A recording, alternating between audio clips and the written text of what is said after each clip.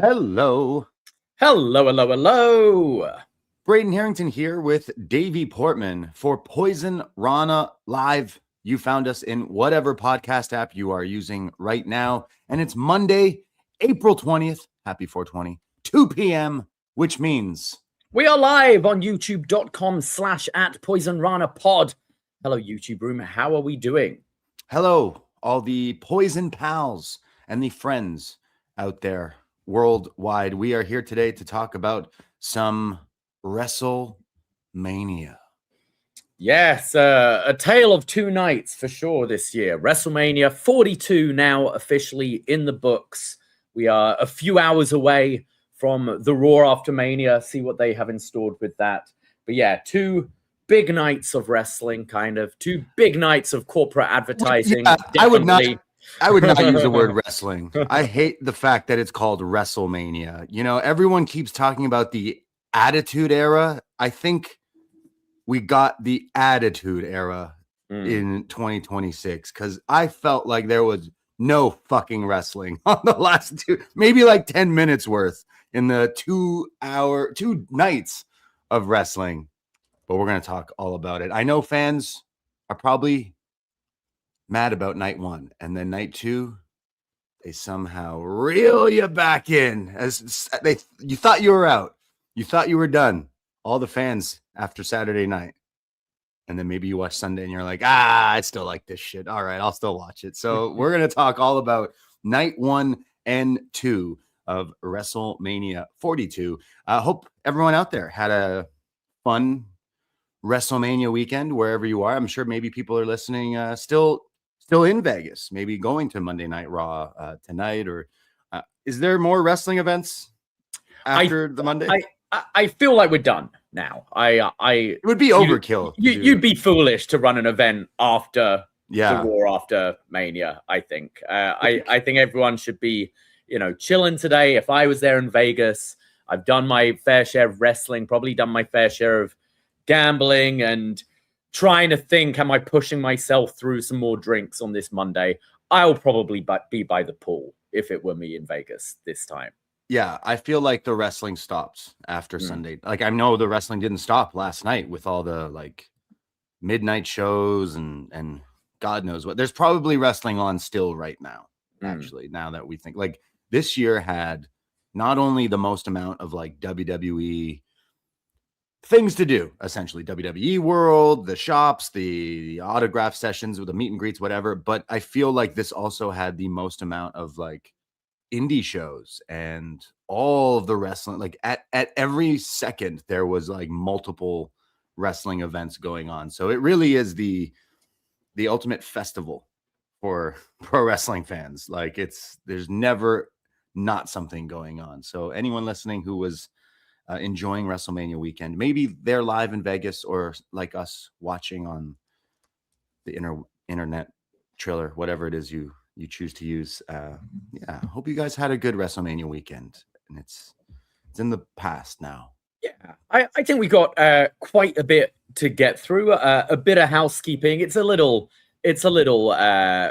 past its sell-by date now, but we did do a WrestleMania preview show as well as talking about Darby Allin's title win on AEW Dynamite last week. That is here on this very feed if you want to go and check that out. We have a bunch of stuff we've done on the Patreon over the last few weeks, including a WrestleMania 17 review that we've been receiving a lot of great feedback for. I know you recorded a Kung Fu movie review with Graham. If you want to say a little bit about that. We reviewed the 36th Chamber of Shaolin, a very good introduction to some martial arts movies, if you will. So the first of many maybe to come down the line, with Graham joining us for some fighting movies. Not very similar to wrestling. Very similar, Yeah. People when I grew up always would go, "Oh, you watch that fake shit? Anyways, here's this Jackie Chan movie." And I'm like, "Well, it's kind of the same thing." Yeah. Except sometimes in wrestling they do want trouble, I guess. Yeah. But that was a ton of fun. We have so many different shows and movie reviews and wrestling reviews on our Patreon, as well as our Snap Ranas from last week in Vancouver.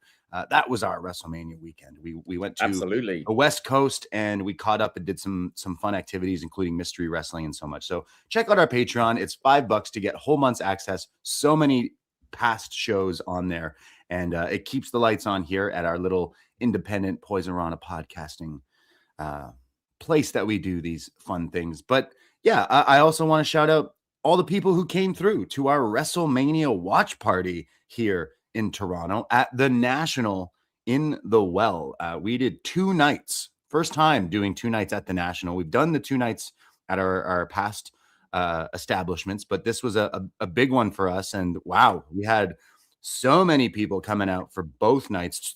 Some for both, some only the Saturday, and then some only the Sunday. But it was awesome to see all the fans kind of come out, and new friends, old friends, all the friends, all the Poison pals. And you know, whether or not you enjoyed WrestleMania night 1 and night 2, either way, the wrestling is what brings us together. So I love the fact that we can all get together and watch silly thing called pro wrestling, and it creates not only an awesome community that we built online and here in our city of Toronto, but relationships, friendships, and whatnot. So I can never walk away from the sport that I love, no matter how bad a night 1 can be, because I love the fact that it can bring us together, whether you're watching at home by yourself or whether you're watching with people at a bar or in the stadium or whatever.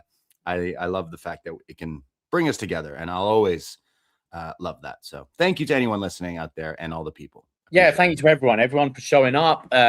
All the staff at the National as well, who were fantastic. It was a real success. Everything ran very smoothly. Everyone seemed to have a great time.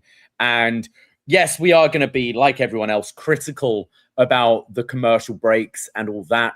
But for us, it does allow us the opportunity to talk to everyone and to give away prizes. And we gave away some fantastic prizes this past weekend. We crowned a new undisputed WWF champion. We gave away the Big Eagle belt as well, which is a popular one amongst fans, especially Attitude Era fans. Stone Cold Steve Austin vest, DX jersey, loads of t-shirts we were giving away, Funko Pops, wrestling figures, played some trivia throughout the night. We were getting you guys to guess how long the opening match of both nights of WrestleMania would be. That was pretty fun. Yeah, we had a great time. So if you are in the Toronto area, we'll definitely be doing something for SummerSlam. Whether we do something in between then is to be confirmed. But yeah, definitely something for SummerSlam. So if you're not necessarily wanting to make the trip to Minneapolis, but feeling you want to watch with some people and you could get yourselves to Toronto for the summer, have a look at it. It should be a fun time. So yeah, thanks again for everyone for the National. We had an absolute blast. We do have some more shows coming up on the Patreon. We will be recording another Was Next this week. It's WrestleMania week's crazy, so we haven't thought too far ahead. So we will do another retro NXT review this week. But this is a shout out to our world champion patrons. That means we have openings to do some of your reviews. So do send us a DM, message us on Patreon. Let us know what show you would like us to review. And then we'll be putting together the rest of the schedule. We'll be having some more Best Match Evers to come up. We'll get back to our John Cena Champ is Here reviews, which we've fallen a little bit behind on, taken a little bit of a break because there's a lot of them, as well as all the movie reviews and stuff we've got to come out over the next few weeks. We're just waiting till he's in the Hall of Fame. That's why. We're just stretching it out. Yeah, that's exactly it. We'll continue with the shows for sure. I'm definitely going to be wrestled out after we finish recording this one, but the wrestling never stops. Monday Night Raw, Dynamite, whatever. It's always here for you. But yes, very wrestled out after not only watching some 2 nights of WrestleMania, but then like I did cherry pick some of the WrestleMania weekend stuff, which maybe we'll talk about or give some 2 cents on after we go through Mania. But lots of wrestling. It never stops. So yeah, thanks again to everyone who came through to the watch party. It was so much fun, especially with the belts, the champs being crowned. People definitely love all the fun prizes we were giving out. And people very much liked that they were the WWF Big Eagle and the WWF Undisputed. And talking about the WWF, we're going to be doing the WWF Climb for Nature 2026 with Post Wrestling in just a couple of weeks, very early on a Sunday morning. And I noticed your girlfriend decided to throw a birthday party the night before. So I'm sure you're going to be feeling fantastic climbing the steps of the CN Tower. I told her I'm not once going. again. I'm like, yeah, okay, sure. But yes, if you want to support us, it's all for a very good cause. It's for the World Wildlife Fund. You can make a donation of any amount if you want to go to postwrestling.com/climb. We're very close to reaching our goal. Help us achieve it. We've done this the last, we took off last year, but this will be our third time doing the climb. And yeah, I'm pumped. I'm looking forward to it. Absolutely. Definitely need to climb some stairs. I've been doing a lot of walking, so that's good. It gets to, we were away last week, so lots of walking through the city of Vancouver, but I haven't done a whole lot of stairs in the last few days, especially yesterday and Saturday with WrestleMania. But yes, postwrestling.com/WWF. Who knows? Will we climb all wearing WWF replica championships? I think that will slow us down. That will slow us down, especially the ones Pure Fandom give us. They're heavy belts. Yeah, what do you think of my trade yesterday? My title trade. You think I got the better end of it? I didn't actually see the belt you got, but you traded an original spinner belt signed by Dolph Ziggler and Chris Jericho, who never held the spinner belt. You traded it for a big gold belt signed by Bret Hart, but with a brown strap. So this is our friend Pure Fandom, Big Tom. If you ever come to our events or you see on our shows that we have like memorabilia or titles, most likely it's come through Tom and Pure Fandom. And when I was like 15 or 16, think back to like 2005, my favorite year of wrestling. I worked a summer job with like friends of family. And when I worked one shift, I made like $200 one Saturday when I was like 15, 16. And I took that $200 and I went on Kijiji or Craigslist or whatever and found a guy selling the spinner belt. So I bought it and I've had this belt since I was like 16. It was at one point the only belt I had for all these years until only recently. And Tom is like, hey, the one you have is from the original like release of these belts. Mind you, it's beat the fuck up. Like this title belt is missing some stones. The leather strap is like kind of destroyed a little bit. It's like, it's so old, right? But Tom doesn't care. He wants to soup it up. He's like, it's like when people buy a beat up old car and he's like, no, my job is to restore it. And I'm like, you're insane. So he's been trying to get this title off my hands.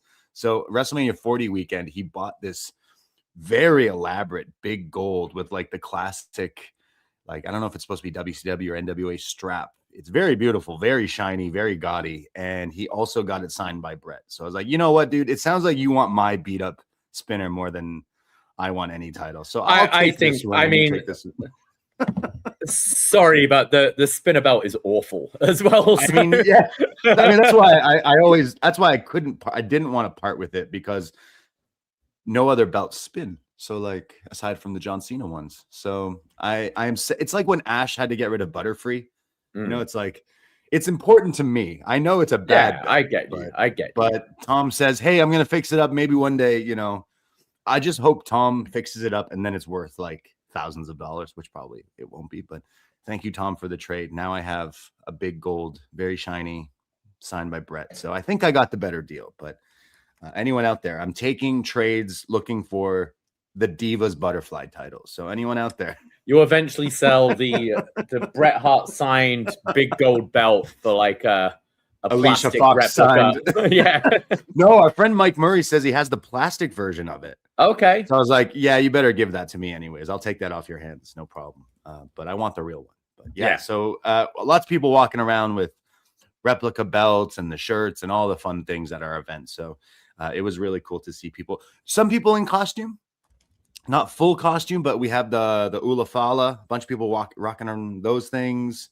I saw some AJ Styles gloves. I'm trying to think of like other. So, what did our friend Ivan was wearing? Hardcore Holly shorts with a Job Squad shirt, and then Job Squad shirt. And then we realized Bob Holly's connection to the main event night one went deeper. Obviously, we all know he had the relationship with Cody Rhodes. You know, Cody still does the Alabama Slam today. They're a bit of a tag team. He was a bit of a mentor to Cody, etc., etc.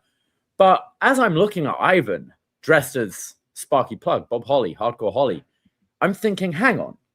Wasn't Randy Orton's debut match on TV, on SmackDown, against Hardcore Holly?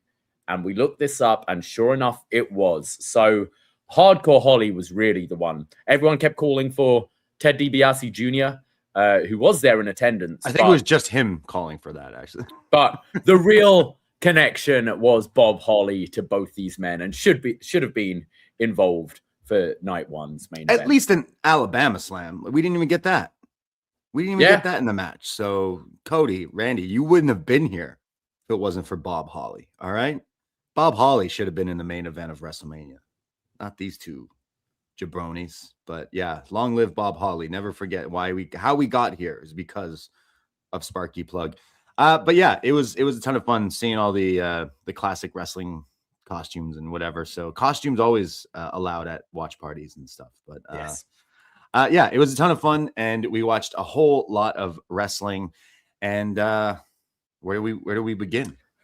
Yeah, I mean, I guess we start at the beginning, and I mean, it begins again. A big thing with WrestleMania every year is the set. And what did you think of this year's set for WrestleMania? I didn't like it as much as last year's Vegas set. I mean, maybe they could have just did a copy pasta of last year's, because I didn't think word. I didn't think I didn't think this looked like bad by any means, but if you do take a look at that and put it next to last year's, like drastically a step down, I would say. Yeah, I'd say the best one in recent years was probably 39. That LA set, like the Oscars, was incredible. That was good. I didn't think there was anything too memorable or special about this. They loved their screens, and it was kind of like screens pillars this year. I didn't think it was anything too memorable. What I did like this year, which they haven't done over the last few years since we've had these 2-night WrestleManias, is differentiating night one and night two with whole different graphics, a different theme song, and reflecting it with the set. So sort of for beginning of night two, changing it from the like post-apocalyptic fire orange color WrestleMania to the blue cyber futuristic style WrestleMania. I thought that was cool. And I like the division of night one and two, having, you know, Aerosmith for night one and Nickelback for night two. And I thought that was a cool little touch this year. I liked night two better. Like the blue and the white, like it looked like a classic WrestleMania kind of feel, whereas night one was pretty blah. Night one wasn't even a WrestleMania. You know what? I think for years, people were like, there's just, these shows are going too long. Maybe we should split WrestleMania up into 2 nights. Wrong. Let's go back. We need to go back. I think there's, especially with, my theory would be the earlier start time, because think that is 6 p.m. it started over here, Eastern time. That would be 3 p.m. in Vegas, right? If I'm correct. Jeez. I think they're 3 hours behind. Yeah. So that show's finishing by 7. Like you can see both nights it was daylight at the end of the show. I imagine it's maybe a deal with Vegas, because Vegas then want everyone to spend their money and things like that. Whereas I know WrestleManias of the past where we said, we'll hit up the bars and stuff after WrestleMania. And then it's 12:30 and you've got to get your transport back into the city and everything, and you're beat and you've sat through a marathon. I imagine maybe that's part of it, is to try and, you know, get the tourism after the event, get people in the bars, in the restaurants, in the casinos and all that. But it does feel weird. Like we're watching it and both nights we're like, it's already done. And I think for the biggest show of the year, I'm a little bit more prepared to sit down a little bit longer and watch a bit more of wrestling. And I think, you know, if you could have taken these, what did we have in total? 13 matches. You could have done that across one night, I think. And if you had the opportunity to cut commercials and things like that, which unfortunately we're not going to have. But yeah, I find myself watching these 2 nights and being like, I kind of miss the marathons. The joke going into this weekend was whatever press run was it Jey Uso was doing with Cameron, where Cameron said, "Oh, I don't want to talk to you. You're a Saturday night WrestleMania dude." He didn't use the word dude, but I will. And I think that joke, even before Saturday night WrestleMania started, was already trending online. Like, "Oh, that's a good one." Like Saturday, that's not a real WrestleMania. That's a Saturday. That's night one. Doesn't count. And then Saturday was so bad that now they should just cancel. Like, you're fooling yourself if you ever buy a night one WrestleMania. Like, next year, they're going to put all the good matches on night one just to make sure that those tickets stay up. Although it's in Saudi. Yeah, they're going to have people there no matter what, I'm sure. But I mean, I think this year more than ever, like we've had some great matches on night one in the past as well. But obviously it's a house show. It's going to peak with when it ends, right? That is the peak. It's always going to peak night two. No matter how much you load night one, it's always going to peak at night two. But this year felt like a house show in a WrestleMania stadium for night one. It really did, with the match lengths. Like it felt like we were watching rehearsals of the matches rather than the matches themselves. Just the feeling wasn't there at all. And I'd say the only time I got the feeling in night one that this is WrestleMania was Cody's entrance. That was pretty much it for the entire night. And we should start from the beginning, I guess, and Cena being the special host, which I don't think that felt special. We only felt saw him fake. Cheap. We only saw him retire 4 months ago. Like, maybe if you held off until WrestleMania 44 and seen as the host, there'd be some buzz about that. But we just saw him leave, and he's starting the show kind of being like, "Oh, I'm sensing that you guys aren't enjoying this WrestleMania season this year." Yeah, just bizarre. I actually like. Okay, John Cena retiring only a few months ago. Sure. I expected him to show up back in WWE as, some sort of hosting segment or showing up on a Raw in the future or whatever. It just to do a whole year and a half of like, hey, this guy's retiring, only for him to show up to do fucking nothing both nights. I just thought was the word cheap definitely comes to mind when I think of this year's WrestleMania, but it's not the word I would definitely use to describe, especially night one. It felt like I watched a giant commercial with maybe 3 minutes of actual graps in between. It felt like a whole gotcha of like, you actually are wasting your money and time to watch this shit. And this is how I felt after night one. I'm still not night two, the main event we'll get through, like really probably saved the weekend, I would say. But if you imagine you had to pick one, if you were in Vegas, like, yeah, I'm going to go to night one. Oh, you made the bad choice. I would definitely say, like, I would say night one. This is just recency bias. Night one of WrestleMania 42, one of the worst WrestleManias. If you just looked at night one, I think this was maybe up there as one of the like old bad WrestleManias. Like it was bad. There was not even like Seth and Gunther didn't even say that. So like, I don't know. I don't see anyone arguing like, no, it was good. I haven't seen that. We had people at yesterday's watch party who were all like, night one sucked. So that's saying something. It's not just the cage match review. I almost signed up just to give it a 0, but I don't care about that much. But yeah. We started with LA Knight and the Usos taking on the Vision with upYours. Usos and LA Knight going over in a swift 7 minutes, 8 seconds. That's a longer match on the card. Not a whole lot here. I felt with a few people, LA Knight and Drew McIntyre in particular, you can see on their face, they're like, why am I doing this? Like, what did I do to deserve this spot? Well, they're getting paid, so that's okay. But yeah, I know what you mean. Like, and yeah, a bit of miscommunication. upYours kind of messing things up for the Vision. Austin Theory and Logan berating him during the match. And then afterwards, after the LA Knight and the Usos win, Logan tries to take out upYours. So LA Knight comes to the save, beats him up, and we get a splash from upYours through the announce table for the viral moment of WrestleMania. So viral. Yeah. You know what?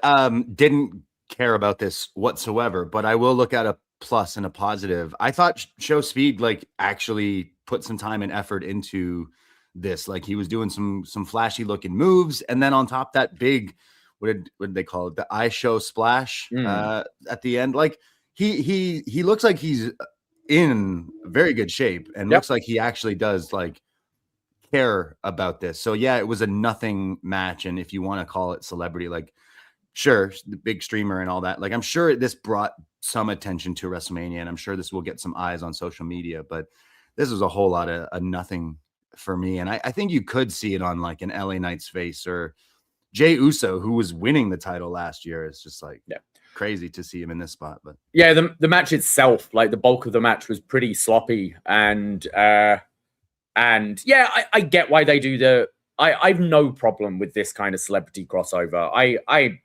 I've never watched I Show Speed streams. It's not really my thing. I'm a bit too old for it, but I get he's very popular with the kids and completely understand putting this sort of thing on there and doing a big spot like that.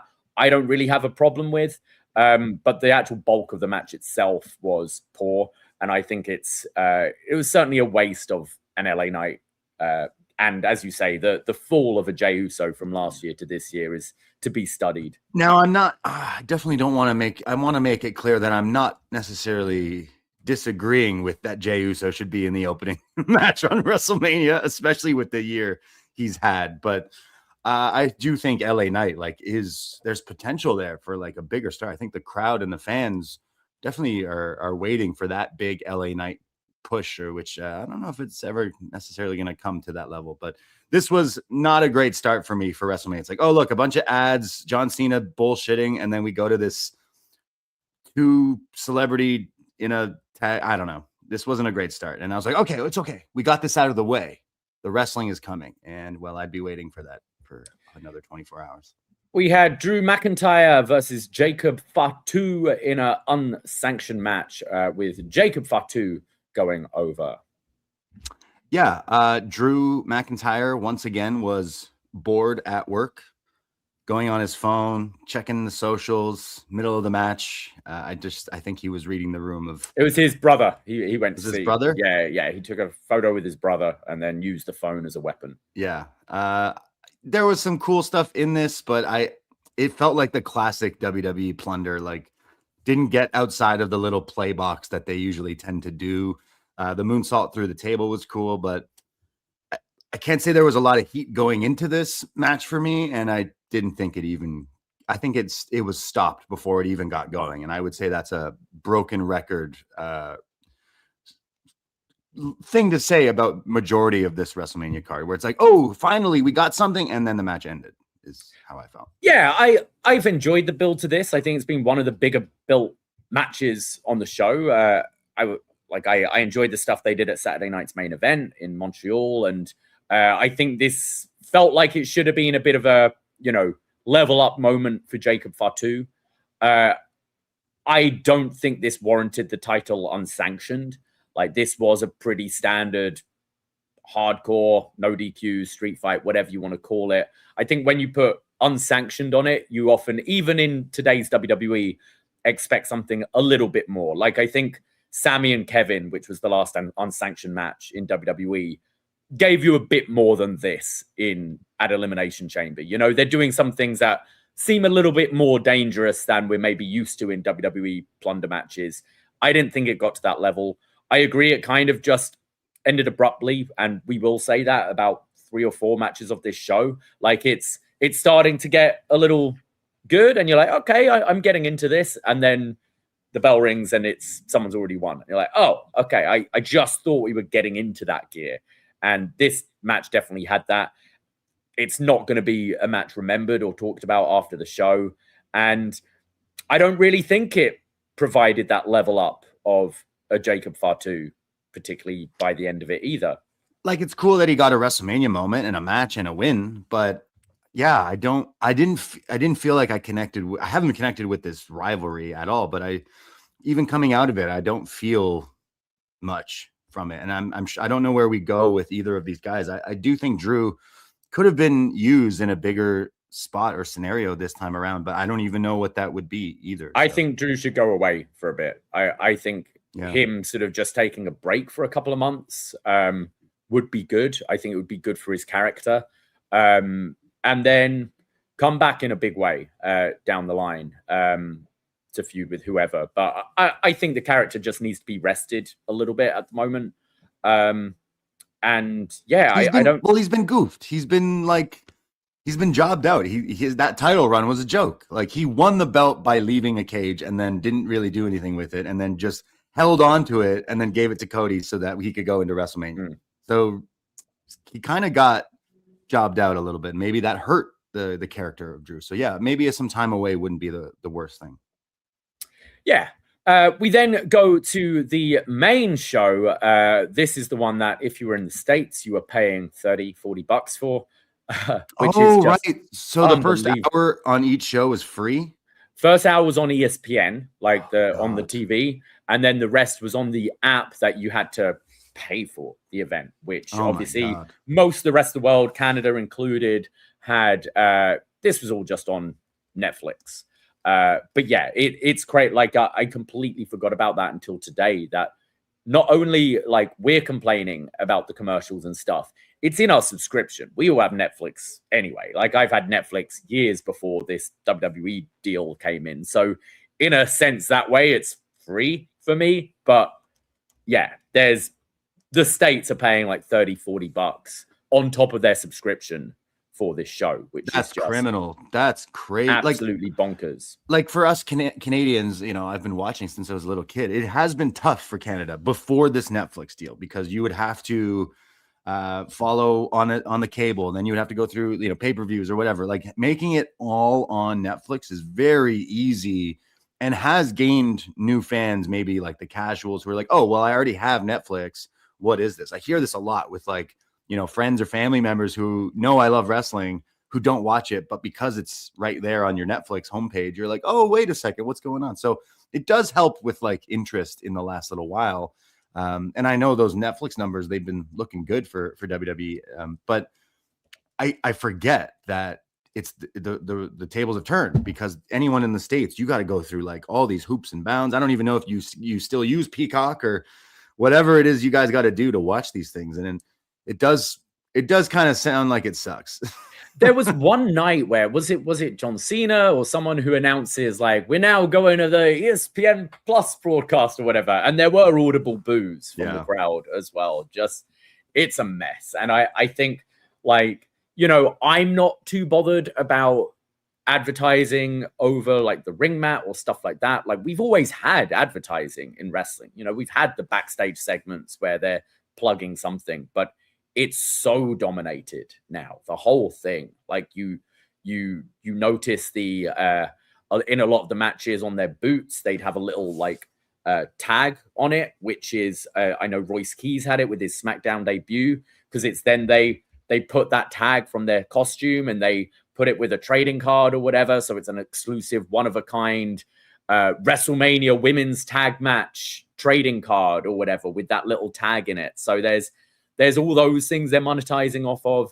And then just now you have to switch channels partway through the pay-per-view to continue watching. Like, we're lucky. It's just the stream just continues going, but it's definitely at its saturation point. And I think your brainwashed WWE diehard fans are starting to kind of come around and be like, whoa, this is some of them. I'm still little seeing bit too much now. I'm still seeing the classic, you know, WWE fans being like, well, this is WrestleMania. It's great. Yeah, we love this. It's the best.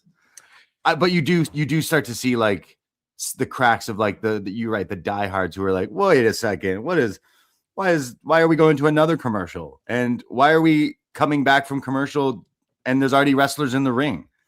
At certain points, like you cut away from an entrance to go to a commercial, to then go to another commercial, to cut to the announcers who have the paid advertisement stuff with them, and then it cuts back to the ring where Capital One is on each turnbuckle, and it's just like, it's so over the top.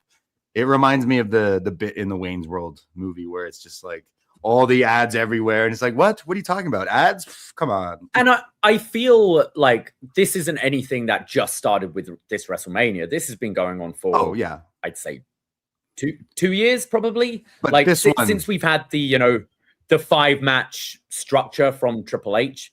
But I found when we've actually got to WrestleMania and SummerSlam, where we've got a bit of a bigger card, we're going for the 7 or 8 matches the last few years, the matches have had the time. And it seemed like they were giving the time to the entrances, which is cool. I've got no problem with long entrances. It's WrestleMania. It's part of it. Like, an entrance is especially for WrestleMania, it's important to it.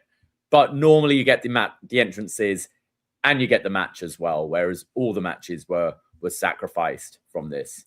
Yeah, it felt like you're watching one giant commercial with sprinkles of stuff in it, and this one felt like the worst out of any WWE show I've ever watched, where it's just, we don't care about the matches are going 7 minutes, 6 minute long, and then we go back to another fucking 5-minute block of commercials, only to come out and be like, and this is sponsored by, and then we have this person here. It's like, holy, like, it's just too much. Like, of course, get the bag, These wrestlers are very expensive to, oh, wait, that report came out that they're not using a lot of money to pay their wrestlers. Oh, wait.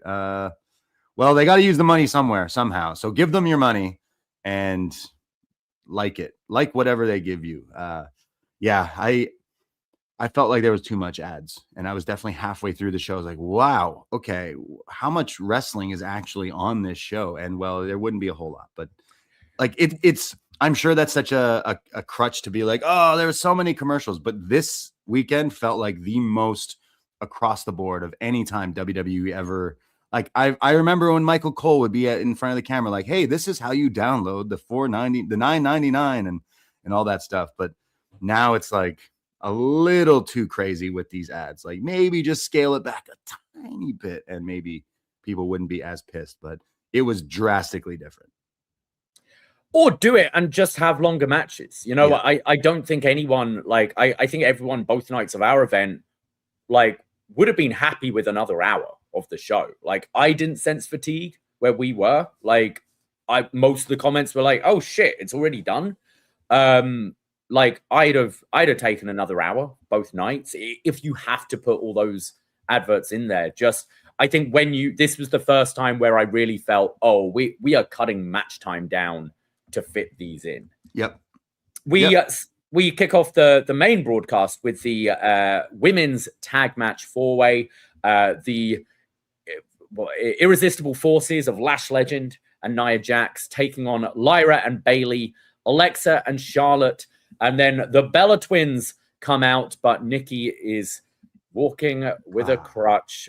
She is injured, and they say that they've called an old friend to come and help them out. And wouldn't you know it, it's Paige returning to WWE since I think she retired in 2017. I was at that SmackDown where she announced her retirement. But coming back to WrestleMania, to WWE, and winning the tag titles with Brie Bella. Yeah, I think people knew something was going to happen, whether it was like Io and Asuka kind of taking the spot or something a few weeks ago when the injury was kind of reported. When the Hall of Fame happened, people noticed the walking boot, especially. So it's like, well, hey, like the night before, maybe she's not going to wrestle. I think people put 2 and 2 together that maybe we were getting a return. I know Paige on social media definitely has been dropping some little hints here and there. So I don't necessarily think it was a big surprise. The funny part was Michael Cole being like, wow, Paige is back. No one could have seen that coming. And then it literally cuts to someone in the crowd being like, welcome back, Paige. It's like, yeah, no one saw it coming except that guy. This was fine. Not much of a match for me personally, but it was cool to see the Paige come back to WWE, hit a bunch of her moves, the Paige Turner, the Rampage and whatnot. So better. This is probably a better outcome. Yeah, this is an outcome that is great. Okay, you were bringing back the Bellas. The injury was unfortunate. This is great timing to have Paige just slide in there and take that spot. But I can't say the match did anything. This felt like a Raw match that I wouldn't watch. So there's my review of it. I didn't think the match was particularly good. I thought there was some awkward moments in there. I didn't think Paige looked bad, and I'm basing that on, you know, how Paige looked in AEW. I thought she fitted in fine here. And yeah, it was a nice moment seeing Paige come back after all those times. So, and that's what WrestleMania is all about. That's what they do, isn't it? Moments. So I guess that was the first like notable thing of WrestleMania this year, like the big surprise, the big return. Don't worry though. This tag match got much longer time than the actual world title match. The women's matches were very short across the WrestleMania 2 nights. Like they got the short end of the stick for sure. Like the only women's match that went over 10 minutes was Rhea and Jade, and that was 10 minutes, 8 seconds. Terrible.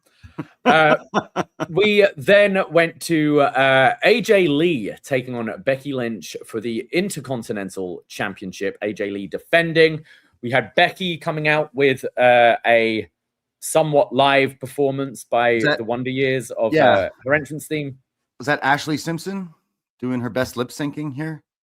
Unfortunately, the track started playing before the guy was singing, so then like he had to run over to the mic and make it look like he was doing it. But yeah, we weren't sure, like on our end, like at times, is this the broadcasts out of sync, or is it like our watch party, like our splitter or whatever? And then I'm hearing from other people like, oh yeah, it was out of sync, and this was very obvious here. But I thought still cool enough. I do like the theme for Becky. I think it works really well.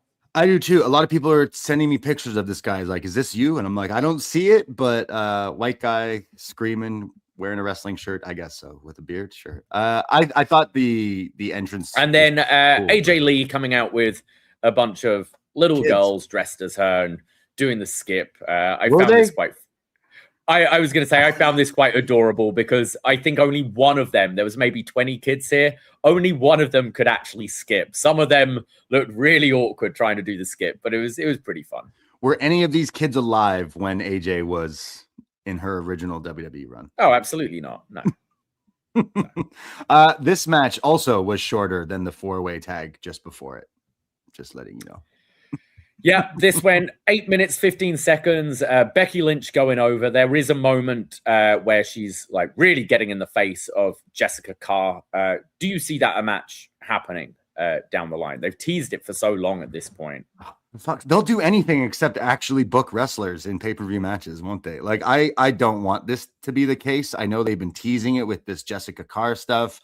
I don't care about that. I thought AJ didn't necessarily look the best. I know the last time Becky and AJ fought, it was definitely underwhelming. I think maybe this was a step up with like WrestleMania and stuff. Maybe that added to it, but still 8 minutes was not enough to get this going at all. And I would say this didn't do anything for me. And my questions about AJ Lee coming back, I still think the same thing after the match. So didn't do a whole lot. Yeah, I thought this was better than their first one, but again, I felt ended abruptly, sort of as it was starting to pick up and maybe move into that next gear, it kind of just stopped. I wonder if we'll see much more AJ Lee after this. And who is Becky's opponent going to be moving forward? Like, who do you see moving into that mix? You said it, Jessica Carr. It's the match. Jessica Carr for Backlash. Strap on her, yeah. Sure. Do it. Okay. All right. We then went to Seth Rollins versus Gunther. I think this was the match most people were thinking, this needs to really deliver. This is it. This is going to save it. To make WrestleMania feel something. What did we think of Seth's entrance here? So it reminded me of, was it last year, whenever Drake and Kendrick were beefing? And Kendrick dropped one of his big, it might have been Not Like Us. And Drake had a concert like a few days after. So Drake showed up at this concert with this hoodie that had bullet holes all over it with smoke coming out. Right. That is exactly how Seth looked to me. And I kept saying in our party, like, oh, it's reminding me of Drake. And then a few people were like, oh, yeah, I see that. And then only a day or two later on Twitter today, I noticed that a lot of people thought the same thing because there's like side-by-side comparisons and everything. He had the supernatural like demon eyes, contact lenses as well, the whole eye. covered. Yeah, it wasn't my favorite entrance, but at least it was something different. It was something cool. Like he had smoke and stuff like that. Like it was fine, but yeah. Why did you like it? It was fine. I found maybe, you know, since Seth's coming back, he's just been in the black hoodie and the black tracksuit bottoms. You know, he's stripped away all that the fancy stuff. Him coming out to this, it felt like we were going backwards. I'd have liked to see maybe something a bit more understated in this character shift we're having for Seth, but it is WrestleMania, so I get it. But I thought it was cool, the smoke coming out.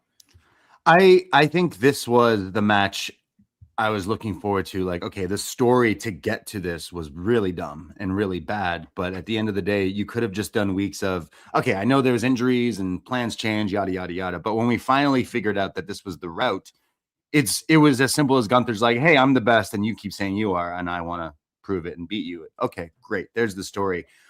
I didn't feel like it as even during the entrances. I was like, all right, something's off. And then the bell rang and I don't know. I was let down by this match. I don't think this was even one of the better WrestleMania matches on this weekend's show, unfortunately. And these guys are two of the best going.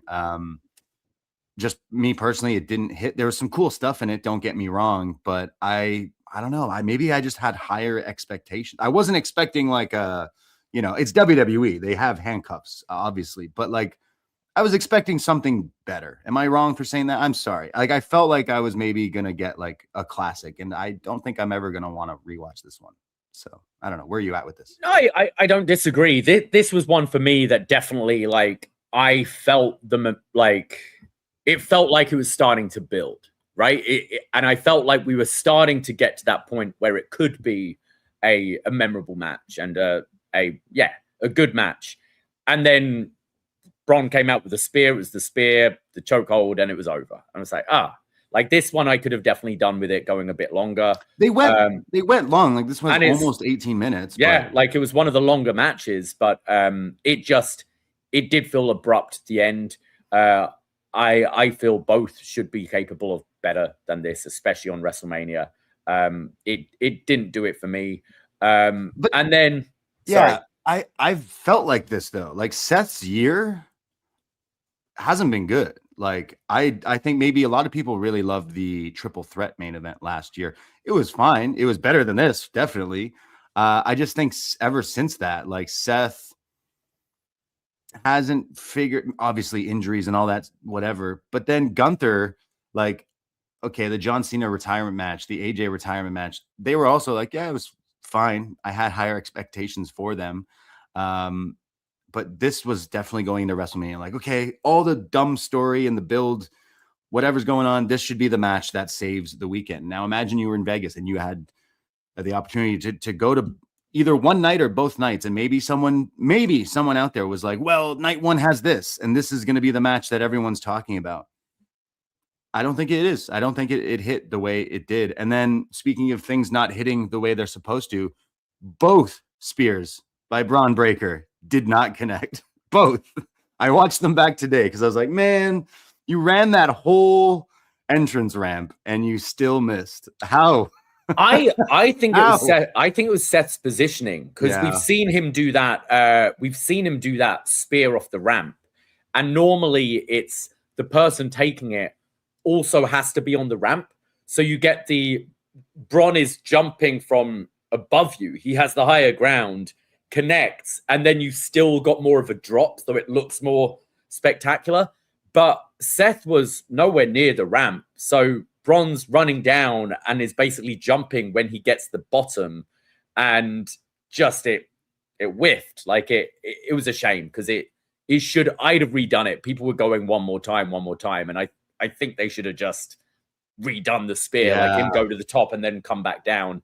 Glad Braun's back, but yeah, it's disappointing when things like that happen. Twice, both spear, like the one in the match, he also didn't really hit him, and then rolled him back in the ring for him to get slept by Gunther. I don't know. I was pretty disappointed with this match, to be honest. Again, I think if you looked at both nights on paper, this should have been the two killers going out there and putting on a WrestleMania classic. And I don't think they did, unfortunately. And yeah, the story going forward is going to be Braun is back and Seth and stuff. And I think there's easily hopefully some good stuff we get out of that. But I don't know. It didn't hit for me. Especially this was one of the longer matches of both nights, like going almost 18 minutes.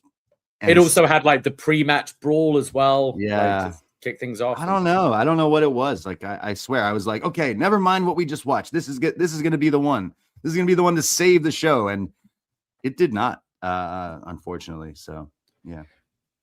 Was it this point we had the Cena came out and read the attendance around 50,000 according to them, and then Bianca Belair coming out and revealing that she is pregnant. I think a bunch of us watching kind of saw it coming, just the way she was like dressed and kind of hiding her belly, especially. So a bunch of us, we were standing and I kept doing the like belly motion. And then when she finally revealed, people were like, did you know? What? How did you know that? I was like, man, I just noticed that she was covering that area. It was like when Rihanna, like, you know, what was it? The Super Bowl? Yeah. Right. This was a cool moment for Bianca. I'm happy to see her. She's telling us she's going to be out even longer. So she won't be wrestling for a long time, but at least we got to see her and like, hey, she's okay. And more than okay. She's going to have a family. Yeah, like it's great. Like, congratulations to them. It's a shame it's going to be a long time before we see Bianca Belair wrestle again. It's probably going to be 2+ years between her matches. Mm-hmm. Just this was another moment where it just felt so weird having John Cena there. John Cena doing his overacting, like, wow, you're having a baby. Just zero connection between John Cena and Bianca Belair. I'm like, can't we get Tez out there? I'm sure he's kicking around somewhere. He wasn't booked. Like, wouldn't that be a nice moment? Have the couple celebrating at WrestleMania that they're having a baby rather than corporate Cena. Okay, I'm kind of glad you said that because I didn't want to be like, hey, this lady's telling us that, this wrestler is telling us she's pregnant. This should be a fun, special moment. But I was like, this show already sucks. We don't need this right now. I think even just like another woman there instead of Cena. Like, I think when Becky revealed her pregnancy, and I think that was during COVID, so that was no fans reacting. But Asuka being there and was like, "Oh, you're having a baby." There's something nice about seeing like women being happy for it's the motherhood and that. But just Cena, who famously doesn't want kids, being there just felt a little odd. I mean, it's one of the more memorable moments of the show, but still just didn't feel right. It felt like this segment was longer than most of the matches on this show as well. Yeah. So, yeah. Again, I don't want to come across negative because like I am a fan of Bianca and I was cool that like, hey, there she's back and she's pregnant. Awesome, cool. You could tell Cena was like, why am I the one doing this? I hate kids. And I'm like, yeah, me too, John. What's going on here? Where's the wrestling? We then had Liv Morgan challenging Stephanie Vaquer for the Women's World Championship. Liv with her brand new entrance song that she recorded herself and had dances on the stage. She was being whipped around. He had her clothes ripped off. I'm just going to repeat one more time. Liv Morgan and Stephanie Vaquer wrestled for 6 minutes, 51 seconds. Just reminding you. Liv Morgan's entrance, definitely over 5 minutes. Maybe over 6 minutes. Maybe longer than the actual match itself. It's WrestleMania. You get the big entrances. She's doing choreography. Cool. We talked about it on our preview show that like, what's the deal with this? Is she trying to be a pop singer or like, what is this for? Who is this serving? Because it wasn't serving much. I'm sorry, Liv. I don't like this song. It's good on mute, but I don't like this song. And the entrance was cool. It felt like a WrestleMania entrance, to be honest. I'm seeing some hate from it today, but it was her on stage doing choreography. Like that's pretty much what wrestling is. So I wasn't mad at it. Again, the song does suck. I'm not going to sugarcoat that, but just again, like, I think it was you going into this WrestleMania. You're like, hey, this should be good. No, this is going to be good. And I had zero interest into this match. But then when the bell rang, I was like, no, this should be good. Stephanie Vaquer in her entrance looking very emotional. Obviously, like working very hard to get to a WrestleMania. You could see her looking around the stadium, like holding back tears. it meant something to her. And then the bell rang and they wrestled for 6 minutes something. And it felt like another Raw match that I wouldn't watch. I found this really odd because I have really liked the build for this. I think it's been one of the best built matches on the show. And I think Liv Morgan's tapped into more of a serious side of her character. She's been meaner. She's been more aggressive. She's been less comedic in this build until the Go Home Raw, where she debuts this video and this song, which feels completely against everything you've been building for this match, because it does feel comedy. You know, it feels like Tyler Breeze debuting his music video on NXT. Like this should have been done either a long time ago or like as a celebration after winning the title. You know, she's won the title as a serious, more aggressive Liv Morgan, and now she can celebrate with her new music video or whatever. I didn't mind this match, but it ended like before it was starting to get going. And I think the interference with Judgment Day added to it, because you start to get those good near falls and you get Stephanie taking out everyone. Like I've got nothing against that, but then it just ended so abruptly.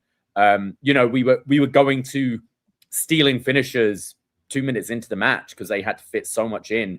And I thought this was a slap in the face to both these women who I think have been working really hard. Like Stephanie, her promo game, you know, English isn't her first language and stuff. And they managed to make it work, the build to this Mania, with whether it be completely speaking in Spanish with subtitles or a mix of English and Spanish, and then using Dom as a translator and all those different things I thought were really effective, and started to get Stephanie, the character and the person, way more over than her just being the devil's kiss, which kind of has been the case on the main roster. And then Liv showing a bit of a darker side to her and a more serious side, more emotional side, like the want to climb to the top again and get this championship. And then it just all disappeared with this match. I felt really sorry for them because I think they're capable of more. And I thought by the end of the match, they were kind of showing us that they're capable of more. But then it was 1, 2, 3 and it's over. Like what I meant when I said that you were the one, like you kept saying for the past few weeks, like, oh, I'm really feeling the story. Like I completely disagreed. I just was like, hey, if you're connecting with you, then like, cool, that's great. But it did nothing for me. And then I watched this match and I was like, yeah, this was a whole lot of nothing. It's great that Liv won. It was cool to see Roxanne. I wish that was the match. I wish it was Stephanie versus Roxanne. I know the injuries and stuff, but I just felt like 6 minutes, really? Like the whole story is you've been wrestling in, you know, flea infested rings and all this shit. And then you get to WrestleMania and you wrestle for 6 minutes. It's like, fuck, like this was I wouldn't even say a letdown. I didn't have a lot of hype going into it, but did not connect for me. And then we had the main event, Randy Orton challenging Cody Rhodes for the undisputed WWE Championship. Randy with a pretty simple entrance here, just coming out with his Vipers on the, no sperm, unfortunately, but the Vipers on the Tower Trons. But Cody's entrance this is where WrestleMania felt like WrestleMania to me with Cody's entrance here. Cody with the Bat Cave, the Cody Cave. Yeah. The American Nightmare Cave. It's like a whole like costume wardrobe thing. We saw the green tights, the Bob Holly partner tights, the Stardust, the dashing mask or undashing, I guess. Up to what Cody's return at WrestleMania to Cody now, and then he comes out with the gold skull mask. Yes, very cool. The American Nightmare gold mask. This was pretty cool, like showing a bit of a like history, a crash course. Basically, hey, the last like 4 months, the last 4 weeks of the build was pretty much just Pat McAfee. So here's the rundown of the history between these guys. What was even funnier, one of the best WrestleMania moments this weekend was Ted DiBiase Jr. was in the crowd for this match, and he stood around and recorded a selfie video of himself during the highlight package of this match, hoping that they would show him in it. And the dude stood there recording. No, they're not going to show me. Oh, okay. They're not going to show me. And then put his phone away. And fans were quick to realize, I think that's what he was doing. So now we got a great meme of Ted DiBiase just standing there waiting for his WrestleMania moment. But unfortunately, it never came. Maybe he could have saved this match. It should have been him instead of Pat. You know, I got the sense from like the National, where we were watching the watch party, and from what I could hear from Vegas, this entrance kind of helped babyface Cody a little bit, because majority of people have been, even though Randy's the heel in the story, have been cheering for Randy. And I think this sort of Cody entrance certainly was getting some Cody chants going as well. So I thought it was effective in that sense. And then they opened the match by McAfee jumping Cody, but then Cody coming back and Jelly Roll coming out to do a big splash on McAfee, and then says, do it how it should be, one-on-one. So we kind of got a sense we're getting all the bullshit out the way to start with. We would get a bit more bullshit later, but I wasn't completely against this start for this match. Yeah, okay. I see what they were doing with, okay, maybe we see the criticism of the celebrities in WrestleMania. Let's do the celebrity spot now to let you know that Jelly Roll will wrestle at Backlash, just not tonight. So Jelly Roll, sorry, just saying it out loud still sounds fucking dumb. So Jelly Roll and Pat McAfee are arguing and fighting, and then Jelly hits the Jelly Splash, taking him out. So therefore, you knew that it was just a one-on-one, wink, wink, for the rest of it. And I don't know, like, that's definitely a right way to start it with all this build, the negativity. Like, yeah, telling the crowd, you know what? Actually, it's just Randy and Cody one-on-one. But the damage has been done. Like, it's too late to just do that. And obviously, we watch wrestling. You can't not do it, though. Yeah. Like, after the last 2 weeks, like, you got to pay it off somehow. Yeah. So I felt this was a better way of doing it. Sure. Yeah. And then I found this match so bizarre. So it was Cody working with, there were reports earlier in the week of Randy having an injury, working through a bit of an injury. So they're telling the story with the back, which Randy's kind of been selling on and off since his return, since that War Games return at Survivor Series a couple of years ago. He's been selling this back. And like I'm thinking, Matt Jackson. Has he been selling it longer than Matt Jackson? Probably not, right? Not quite. He did do the Kennedy spot. Did you notice that? What was that? So Cody back suplexes him, and Randy is selling the back. But if someone has put the clip by clip, he's doing the when Mr. Kennedy back suplexed him famously, and the story is that Randy was like, "Yo, this guy hurt me," so they fired him allegedly. Yeah, he did it like beat for beat. He did the selling and the banging on the mat, like "you stupid" or whatever. Like, it was so funny. The walking out the ring, like more recently, there was the thing where he was against Drew and Drew threw him against the ropes, and he kind of takes a moment, leaves the ring, and is like, "Fuck!" And he's like, 20 years wrestling, and no one's ever thumped me on the fucking ropes. Right. Like, I think I completely understand criticisms towards Randy Orton. Look, he's not the most exciting wrestler in the world. He wrestles a very deliberate, methodical pace, which is boring, which can be boring for people. But I also understand people that praise Randy Orton, because I do believe him. Like, even as stupid as some of the stories and things are, when he's in the ring, whether it's babyface or heel, I always believe everything he's doing. And I thought his selling was pretty good here. You then have Cody opening him up. So Randy's now bleeding and Cody's opening up the wound there. And it's just like, this feels like if you were watching this on mute, this is Cody the heel against Randy Orton. If you skip all the beginning, it's such a like weird like match. And I actually thought the bulk of the match, if you ignore all the weird booking and everything, all that aside, I thought the body of the match was better than I was expecting between these two. But yeah, it was just confusing. So you then had Randy being completely babyface, fighting from underneath in this. You get Cody doing a poke to the eye, which is quite heelish, which then blinds Randy and he sees the blonde hair, but it's Charles Robinson and delivers the RKO to him. You then get the near fall with Randy. So Pat comes back to make the count, but I guess it wasn't a fast enough count. So now Randy RKO's Pat.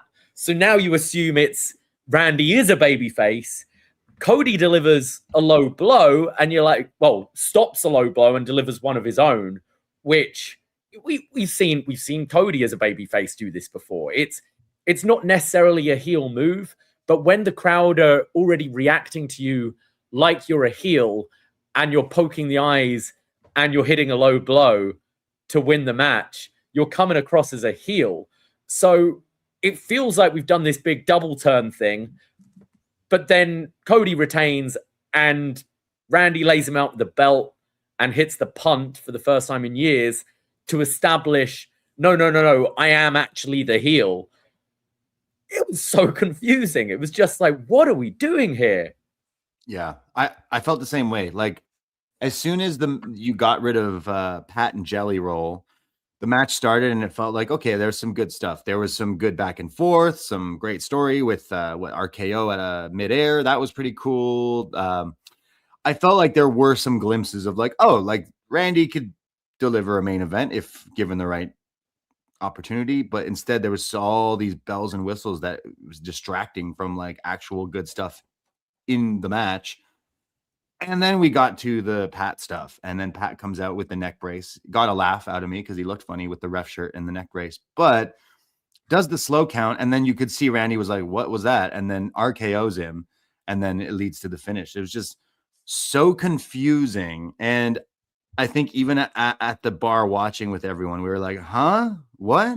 Only for the next day, like all of these news outlets, WWE always wants their ESPN moment or their coverage in actual, media. They finally got it because all these outlets like Newsweek or whoever were posting, what was that? We didn't quite understand. So if you as a fan watched that and you were like head scratching, like, wait, why did they do that? Everyone felt that way. And if you're out there listening or watch that and you went, oh, this makes total sense, you're fucking lying because this was dumb. the psychology makes no sense. None. And I think if you came out of it with Cody as a heel and Randy as a babyface, and it's you could make sense of this. You could have Randy being like similar to the Punk story. I am old. Like, I might not be able to do what I used to be able to do, but if I listen to those voices in my head and I tap in that side, the Viper side of Randy Orton, I could beat Cody. So he does all this stuff with McAfee, and then partway through the match, he's being babyface, he's working from underneath. Cody starts cheating a bit, and you have that sort of Cena just before SummerSlam last year, a moment of clarity, and he's like, fuck this, I don't need this goof Pat McAfee, and he tries to do it honestly and comes up short. And then you've achieved a double turn, but Cody is not a heel coming out of this show. But and Randy is very much established being a heel from doing the stuff at the end. It's as if, like, take Bret Hart, Steve Austin, like the double turn, WrestleMania 13. It's like you achieve the double turn, and then Austin just pulls out a knife and stabs Bret Hart, and you're like, whoa, that's heelish. Like, what are you doing? It's completely undoes everything. And I'd still say this is a better main event than last year's Cena Cody match. I think it is an improvement on that, but just who came up with this and who thought this was a good idea, because it made zero sense. I felt that way about the whole show, to be honest. Night one, I didn't have a lot of high hopes for Cody or Randy, but I was watching when they were Legacy, and I was watching when Randy, the 09 Randy, everyone talks about. I was watching when Cody was in WWE all those years ago. There's so much story that they could have gone into, and they just didn't. And they went this cheap, lazy, money-making way with the celebrities and all that shit, and it made me so disinterested even watching the match, I was like, okay, there's some stuff here. And then they did it again with the finish. And I was just like, this is so stupid. I don't know where we go with, I think we're going to go to some sort of rematch, whether we get Jelly involved or Pat involved. Pat says Randy lost, so he's not involved with wrestling anymore. He's done with the wrestling business. I kind of hope that's the case, but it's wrestling, so he's probably not. I don't know who this was supposed to serve. Was this supposed to serve the casuals that did check this out because Pat told them to? Does this serve the actual hardcore fans? Or does this serve the fans who claim they're the hardcore fans, but only been watching for 2 to 5 years or something? I don't know what this was supposed to do, but it didn't do it. I mean, I think it was out of the whole night one, it was my highlight, being honest. There was some stuff of the Cody entrance and Randy hitting the RKO and the punt at the end, I guess, but I still didn't like it. It still wasn't quality, you know? I'd agree. It was what I enjoyed the most on night one, but it wasn't just confusing. And I think it's so clear that there's this butting of heads between TKO and Triple H with the booking, because I don't think Triple H would have wanted to do this, and he's trying to make sense of it. And, it seems like he's been having Cody and Punk going out there and sort of burying the Pat creative a bit, and even maybe allowing people in interviews to kind of shit on it a bit. And we see this with movies, don't we? We see a movie that completely bombs, and then after the fact you hear, well, the director wanted to do this, and then producers stepped in and wanted to do this, this, and this, and then they tried to meet somewhere in the middle, and we got an absolute mess of a film. And that's what this felt like. Yeah, I thought they really whiffed on Cody Randy. It could have sold itself with all the stuff. Even if you didn't know the story, they could have totally told a way more interesting story between the two of them. And instead we got all this bullshit. I don't care. Jelly Roll, I don't even hate Jelly Roll. I don't even hate Pat. I think both in their respective fields are really good at what they do. Sure, I don't listen to Jelly Roll and I definitely don't watch Pat, but I fucking understand that they're people and people like them and cool, but fuck off with this shit. You could have achieved this. I'd have done away with Cena. We didn't need Cena. He added nothing to either night, and I don't think the fans really miss him enough. Maybe John Cena hosting shifted some tickets. I don't think so. I don't think so. What if we had Pat being the host of WrestleMania, and Pat, you could have a healed up, a more heelish Pat McAfee as the host of both nights, and Jelly Roll takes him out night two, puts him through the announce table at the beginning of night two, and Jelly Roll is the host. And then Jelly Roll announces the attendance later in the show. You achieve the same thing. You give a little spot for Jelly Roll. You get that moment that, is sharing, that people outside of WWE fandom watch and go, oh shit, Jelly Roll put Pat McAfee through a table. That's fun. You achieve all that without it interfering with the creative of your main event. Yeah, it's just baffling that it's the main event. 2 years in a row. Fool me once, can't get fooled again. But we did, because we all fucking watched it. I feel like you didn't learn your lesson last year. So this year, we'll get the celebrity shit in the beginning of the match. Yeah. This time around, where it was just come on. I just feel this isn't for me anymore. I feel I'm in my 30s. I like pro wrestling. Sorry to say, I don't think this is pro wrestling anymore. I think this is WWE. This is advertisements, Jelly Roll, and 5-minute matches. I just watching this night one really put into a big I told you so to a lot of our friends that we were no, you gotta let him cook. You gotta wait till the show. And I watched it and I was like, this is exactly what I thought it was going to be. And it didn't hit on really any level. Now, this was just night one. Night two, there was some good stuff, and we're going to get into it in a few seconds. But I really genuinely mean this was one of my least favorite WrestleManias. I almost signed up for cage match. I'm not there yet, but I would have gave it a big old fat 0 because I could have not watched this and my day would have been better.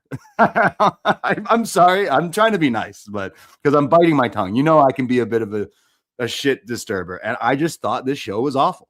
I really did. And I don't think I'm alone on that. So you heard us trying to pick out things we did like and whatnot, but it felt like I watched a big old advertisement and a big old double bird to my face. Like, we got your money. Fuck you. So whoever spent money to go here, I wonder how you feel about it. Like, I haven't talked to most of our friends that we talked to who are down in Vegas. They went to night 2. I think that's the obvious better choice, but there's got to be people out there who are mad. I would imagine someone bought tickets to this and went, what the fuck?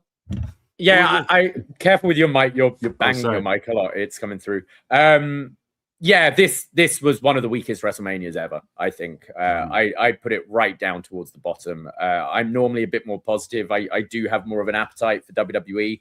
I do disagree when you say it's not wrestling. It's not your type of wrestling. I think wrestling has a bunch of different genres. This is WWE wrestling. This is their sport entertainment. And but yeah, this was poor. Like, creatively poor. The wrestlers themselves were completely underserved with the time they were given, or if they were given time, the content they were given in that. Like, there was nothing really redeeming about this show. And apart from maybe the Cody entrance, if we're doing best entrance of the year and our end of year awards, I might give that a rewatch. I don't think I'm ever going to rewatch this show unless it's someone picks it for a review or something. Like, please don't. I don't see any reason why I should have to watch this show ever again. I just, like, this is how I feel about WWE is, like, I've seen the momentum shift. Now, as a fan who's been a fan since a kid, I want WWE and wrestling to be popular. At least I thought I did. And then I watched this shit and I'm like, ooh, maybe I was wrong. Actually, you know what? Don't watch this. Go away. Go watch your Jelly Roll. And I want to keep this to myself, actually. I don't want to share it with the world because I just feel like this isn't servicing me anymore. This isn't for me anymore. And I felt this way for many, many years before. And then we had that, like, I'll go back to it. WrestleMania 40, that build and everything going into that felt like, oh shit, no. We are so back. And then since last year, we went to Chamber in Toronto and I loved that show. I love the wrestling on the show. I love the moments on the show, the heel turn, all that stuff.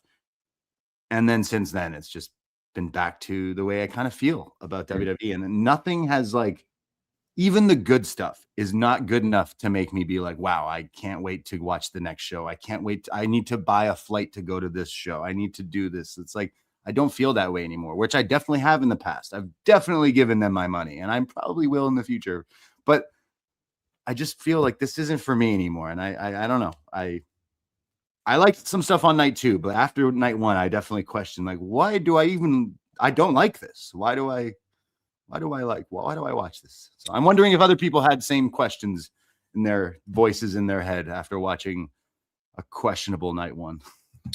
We then start night 2. John Cena changes the set. We get some pyro, and then we go to Oba Femi taking on Brock Lesnar in the opening match.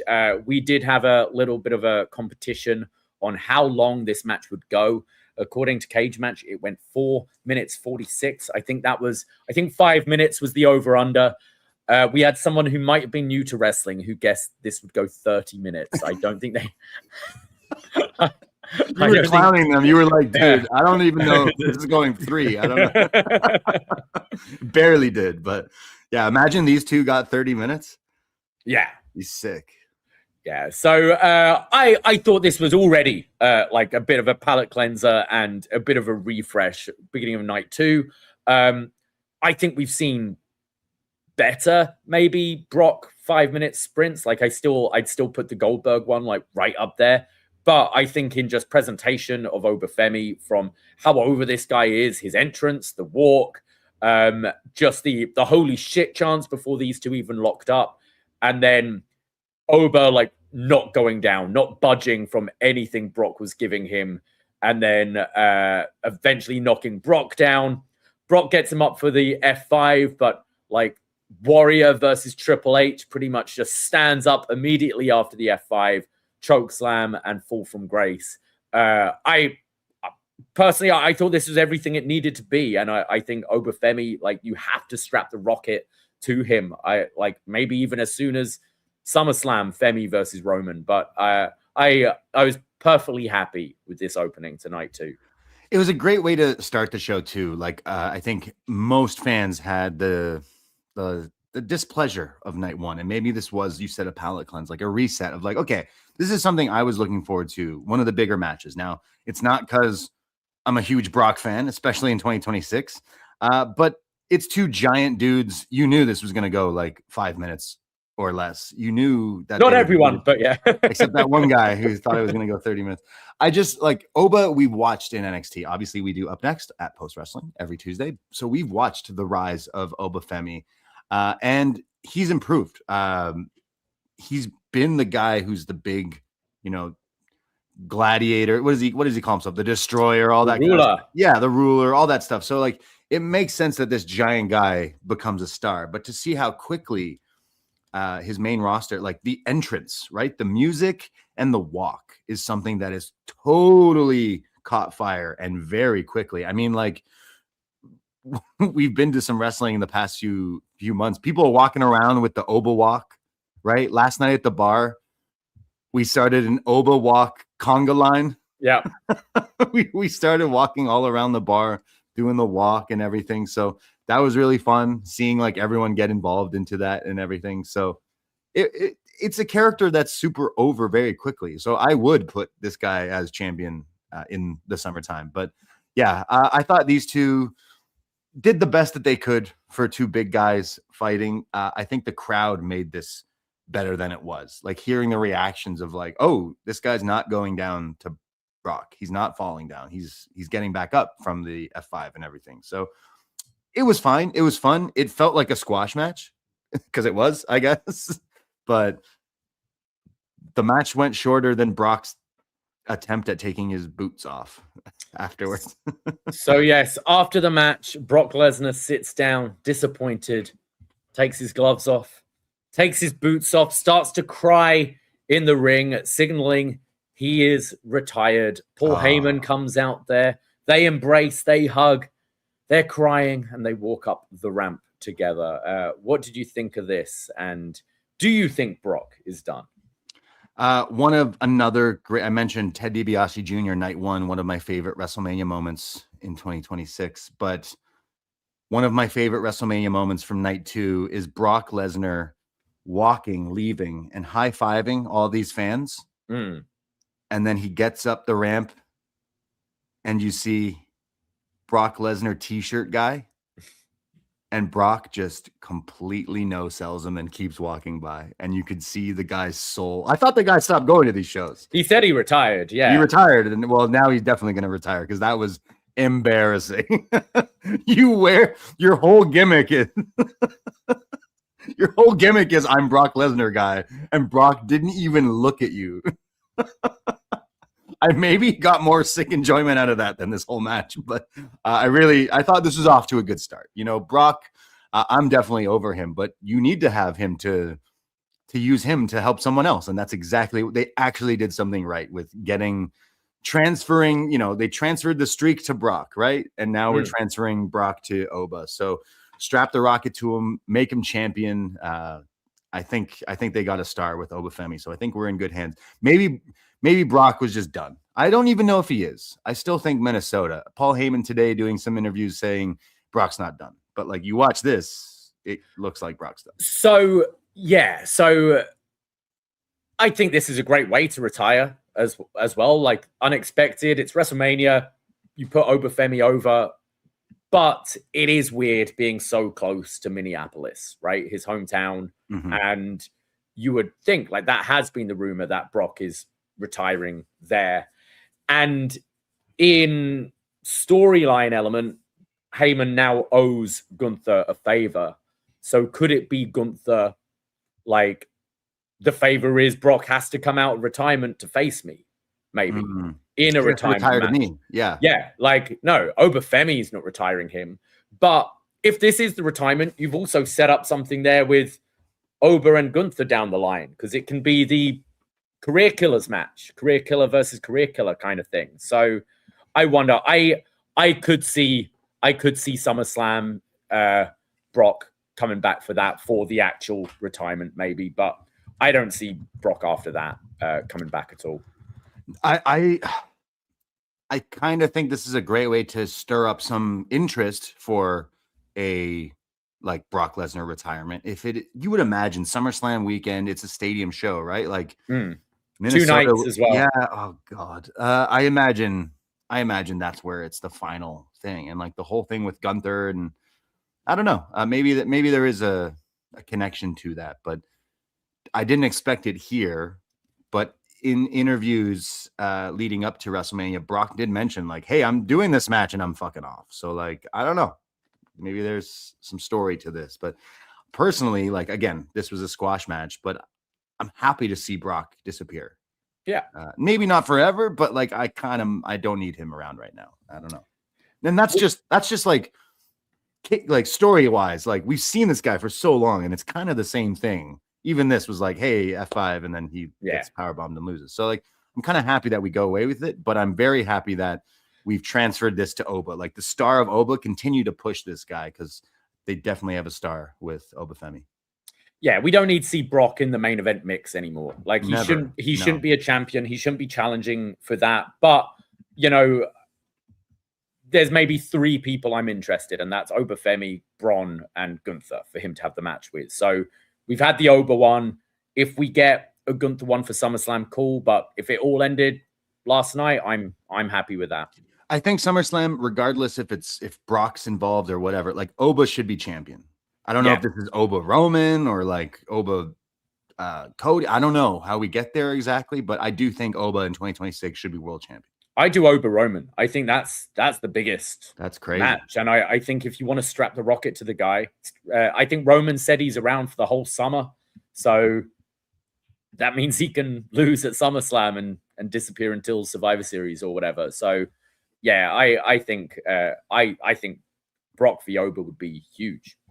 Yeah, I just no one saw this thing coming. And you mentioned if the first hour of this was on this like ESPN thing, then like I'm sure a lot of people were like, oh, whoa, I know who that is. I know who Brock is, UFC, all that and everything. But wasn't Michael Cole, who was very emotional on the call, it was like, man, best combat sports athlete of all time. It made me think, is there any other better than Brock Lesnar? Combat sports athlete.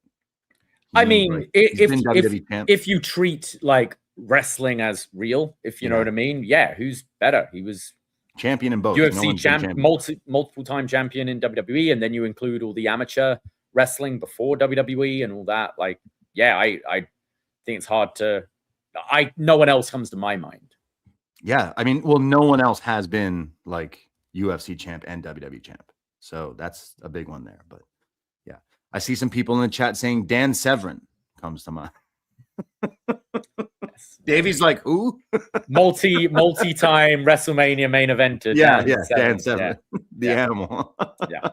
Thank you, Tom. I see you in the chat, and thank you to everyone in the chat, even the crazies. I see you. Thank you for joining us. You know what? Already, night 2 is better than night 1.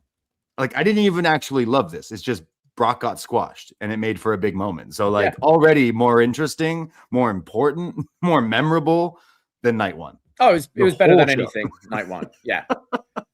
Okay, then we go to our second match. It's the ladder match for the Intercontinental Championship. Penta with a cool entrance here. I mean, hey, half the guys in this match got their entrances cut because they were playing commercials. And then it cuts to the champ Penta, whose entrance is a commercial. It was cool. He's doing the Shao Kahn Mortal Kombat 2 in theaters soon. His mask and that looks kind of similar, so I imagine that's why they maybe put it together. Penta has done the samurai Penta stuff before, so I get it. It was cool, I guess. It's just like another little ripple of like, wait, you're telling me the people who are actually in this match are already in the ring as I'm watching Progressive Car Insurance commercials. It's like, is nothing sacred? I'm not saying JD McDonough needed to be shown given an entrance, but at the same time, like, I mean, we've seen, like, I remember like WrestleMania 31 and 32, where I was at when you had the multi-person ladder match, you have someone making their entrance, and then when they're about halfway down the ramp, you get the next guy come out. Yeah. You know, you give shorter. It's like when our karaoke guy goes, we got a lot of names today, so we're doing verse and chorus, and then next person. Yeah. We're doing a speed round. We've seen them do that before, and that's fine. Like, apparently Dragon Lee had these like big dragon wings made for his entrance that no one saw. So I think, it was Ray, Penta, and Javon that got an entrance here. But yeah, like, even do a picture-in-picture or something. Like, it was, come on. This was egregious. Yeah. I'd be pissed if I was Dragon Lee. You just said this dude had all these giant wings. I didn't even see that because which they pay for themselves, right? Like, yeah, which this guy went out of his way to make. I know he's used them in the past, I'm sure, but like, still, like, it's just the little things. Okay, again, I'm not that upset. I didn't see JD McDonough Big Head make his entrance, but like, if you were him, hey guys, family back home, I'm gonna be making my WrestleMania debut. Sick, we're gonna watch it. When's your match? It's coming up next. I'm going out next. Brought to you by Progressive Capital One Insure. It's like, wait, what? And he's already in the ring? Oh, okay. So I don't know. I feel like I'd be upset. If I was Dragon Lee, I'd be pissed. I love this ladder match though. I'm kind of jaded with the ladder matches, but I did think this was a fun one, and I think this needed to be on this show with the way night one went. And I mean, look at the lineup here: like Penta, Ray, Javon, Dragon Lee, JD McDonough, and Rusev being a good base for everyone. I thought there were some really fun spots in this. I loved that, like, that launching seated senton Ray did through the ladder. To Rusev. That looked really cool. Face. Yeah. Spanish fly off the ladder. Like, there were some really cool spots here. The OG cutter to Rusev, who just conveniently fell into it off the ladder. That was still cool. But like, I understand it's wrestling and stuff, but Rusev's, it's like when anyone takes the soul snatcher, it's like you just got to like jump to take it. Whereas Rusev literally jumped off the ladder to take this move. Yeah.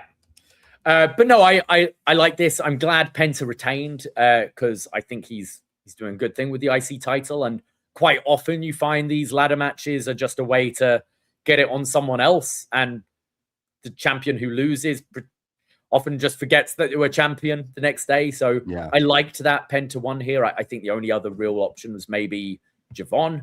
But yeah, I thought this was good. And then after this ESPN broadcast, I'm like, night two is already head and shoulders above night one. I loved the destroyer it was on JD, so his big head could take the fall through that ladder. That was pretty crazy. I thought like that was the spot of the match for That's sure. Right. Yeah. I thought that was crazy because it was kind of off the ladder through another one. I just felt like this. I feel two ways about these ladder matches. I know your argument is like we get a lot of them, which they've sort of taken a chill on them a little bit, other than this one, but for the most part, it's always like spot, and no one really ever climbing for it. Yeah. So like, at least here you got some guys on the card, and there was some cool spots and everything. I don't know if it like lived up to maybe some of the older ones in the past, but I still really enjoyed it. And I think like we had 100 to 150 people at our bar last night, and some people who came to the event brought like their significant others or friends who might not watch wrestling. And I noticed a lot of people who were like, who is that at Penta, like making his entrance? And then the Destroy, people were like, this guy just oozes cool. And I remember talking to this one guy with I think it was his wife, who was like, my wife doesn't watch, but she was going to come watch. And I was like, oh, who do you like out of this match? Just kind of joking. And she's like, I don't know who that guy is, but look at that is cool. I don't know what cool is, but that guy is it. And I was like, yeah, that's pretty much it. You just look at that guy and you're like, that's cool. So wasn't one of my favorite matches, but still better than most of the stuff, everything from night one. So off to a good start. If you were at night two, you got a pretty crazy ladder match. The only thing I'd say is like Javon, that one cutter, I was maybe expecting like some crazy stuff from him, but I think we've thought that with the Elimination Chamber as well, haven't we? Where we're expecting something nuts, and it's not necessarily anything new that we haven't seen before. Him, but like I felt like maybe I was expecting something big from him, like the spot off the top was cool, but it did just like look like Rusev was just falling off a ladder for no reason. It's very felt like rare he for didn't- me to like hate a ladder match. Yes, I think they're overdone and stuff, but Yeah, it's hard yeah. to hate. They're fun. They're fun to watch. Like, I felt like Rusev didn't do anything in this match other than fall off the ladder to get the cutter. Yeah, that's But okay. at least he wasn't in catering, but he's been his return has been not so great. But yeah. We then start the main broadcast, the ESPN Plus Netflix broadcast, and we kick things off with Trick Williams with a very long ring jacket. Wow, what a coat. This fur coat, right? Yeah. It was so long. It was longer than most of the matches on night 1 and 2. It was pretty impressive, actually. Trick Williams is so funny. Like, how fast this guy has become a superstar. Like, again, we watched him in NXT from that very first stuttering promo where we're like, oh, who is this guy, to just seeing the rise of the star. And we always critiqued his wrestling of like, he's really got it, but the one thing in his arsenal is like the wrestling. And so far in the main roster, it shows that the wrestling doesn't even come second or third in WWE. It comes like 6th or 7th. He's got it. Like, he's got the star power. He's got the music. He's got the entrance, and he's definitely got the look. So unfortunately for Sami Zayn to be put in this position is like Sami Zayn, one of the more biggest underdogs in WWE history, the guy who's never won the big one. Here he is as US champion, and people couldn't be fucked. People couldn't care about this guy. And think like 6 months ago, a year ago, where people like you, Davie, Sami Zayn's going to win the Rumble. He's going to main event WrestleMania. It's like, man, like, I was on your side. I was hearing you. I was like, man, that would be great. But like, look yet again of like how far he has been pushed to the side. Like, here he is being the sacrificial lamb, but like, I think rightfully so, because people are so into this Trick character that he's already surpassed. Dare I say, Trick will be world champion before Sami Zayn will be world champion. I think it's kind of smart what they're doing with Sami right now, because the, boy who cried wolf a little bit, his popularity is wearing off.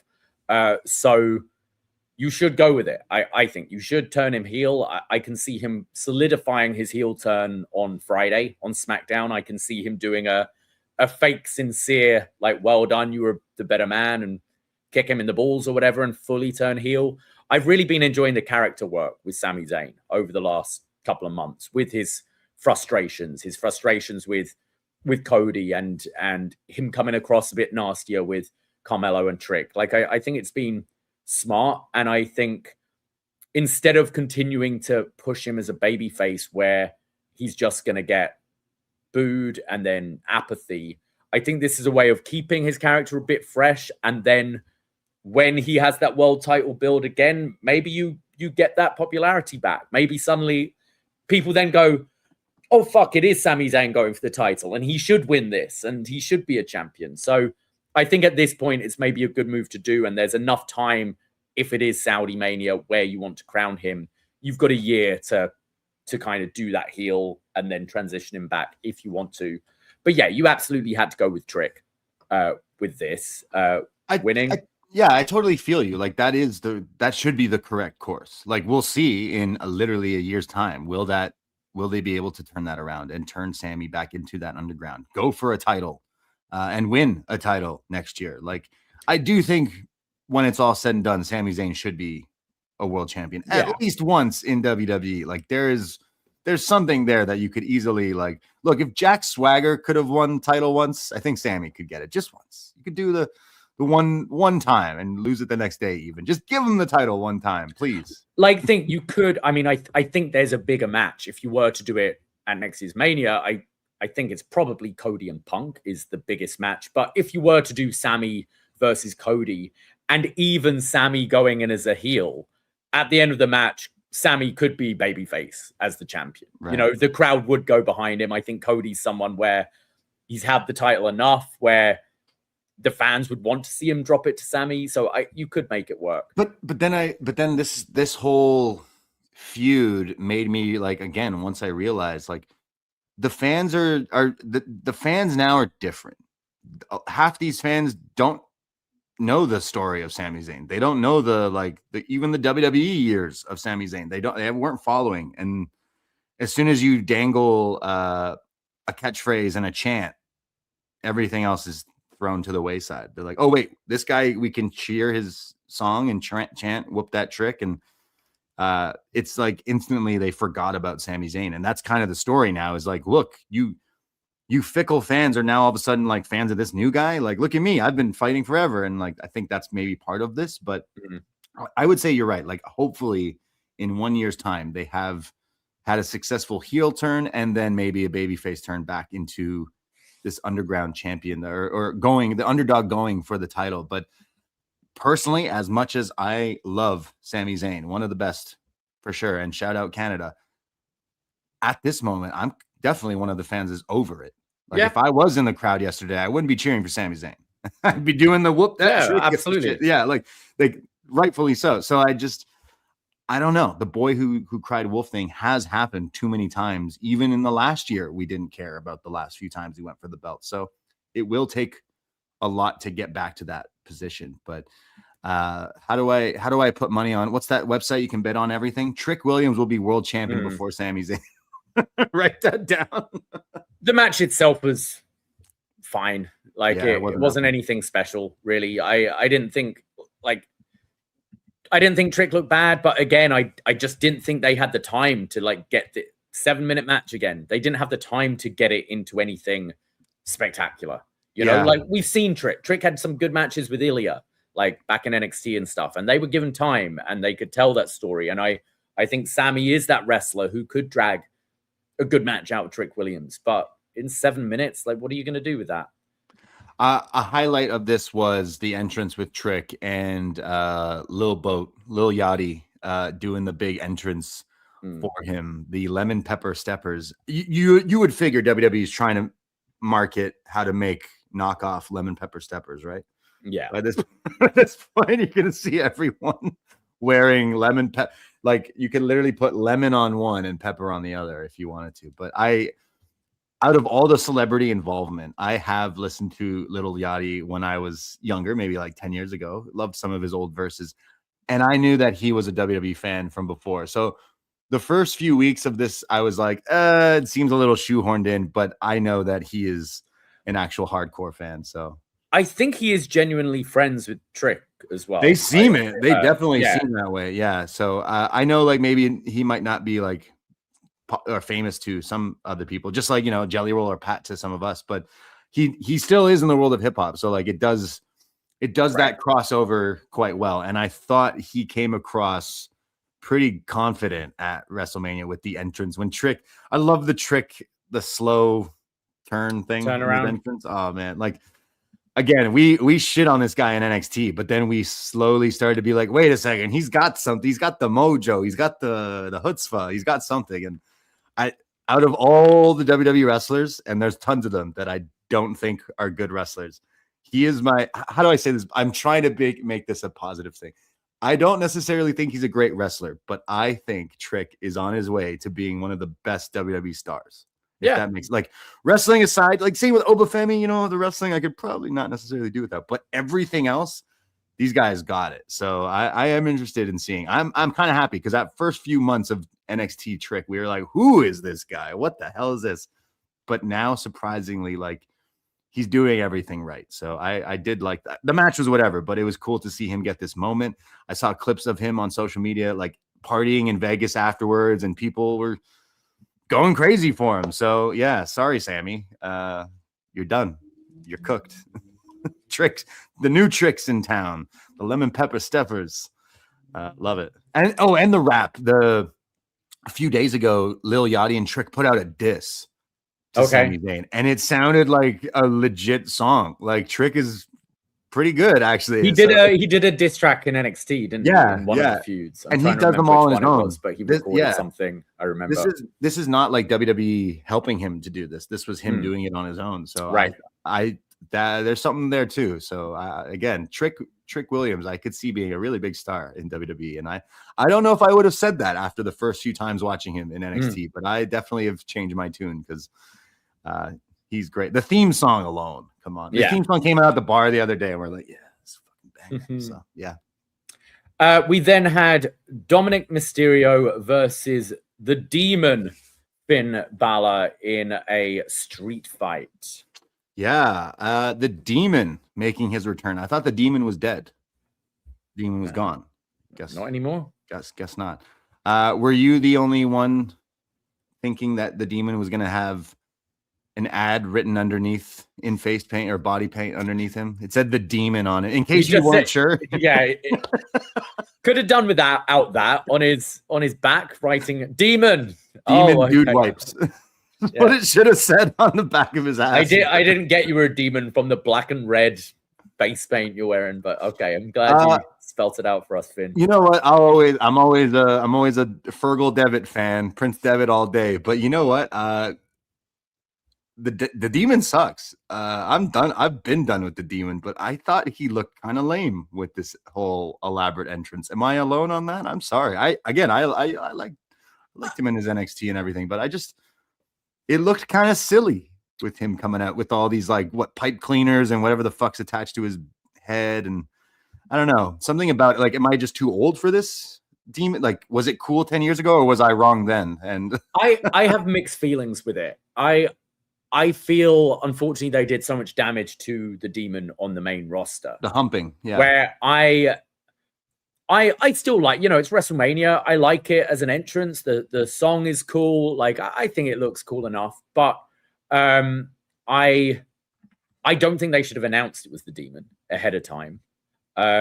Look, this match itself isn't selling tickets. The fact you're getting the Demon on the show isn't selling tickets. I think you have Ray do his entrance and then it's a surprise, the Demon coming out. It's a bigger moment. It gets a bigger reaction. I also just feel you've heard Finn in recent interviews kind of saying this is it was never meant to be that I am a supernatural demon. It's a war paint. And I think from what I could hear of the commentary, Michael Cole was trying to retcon that a bit. It's when he puts this on, it's a war paint.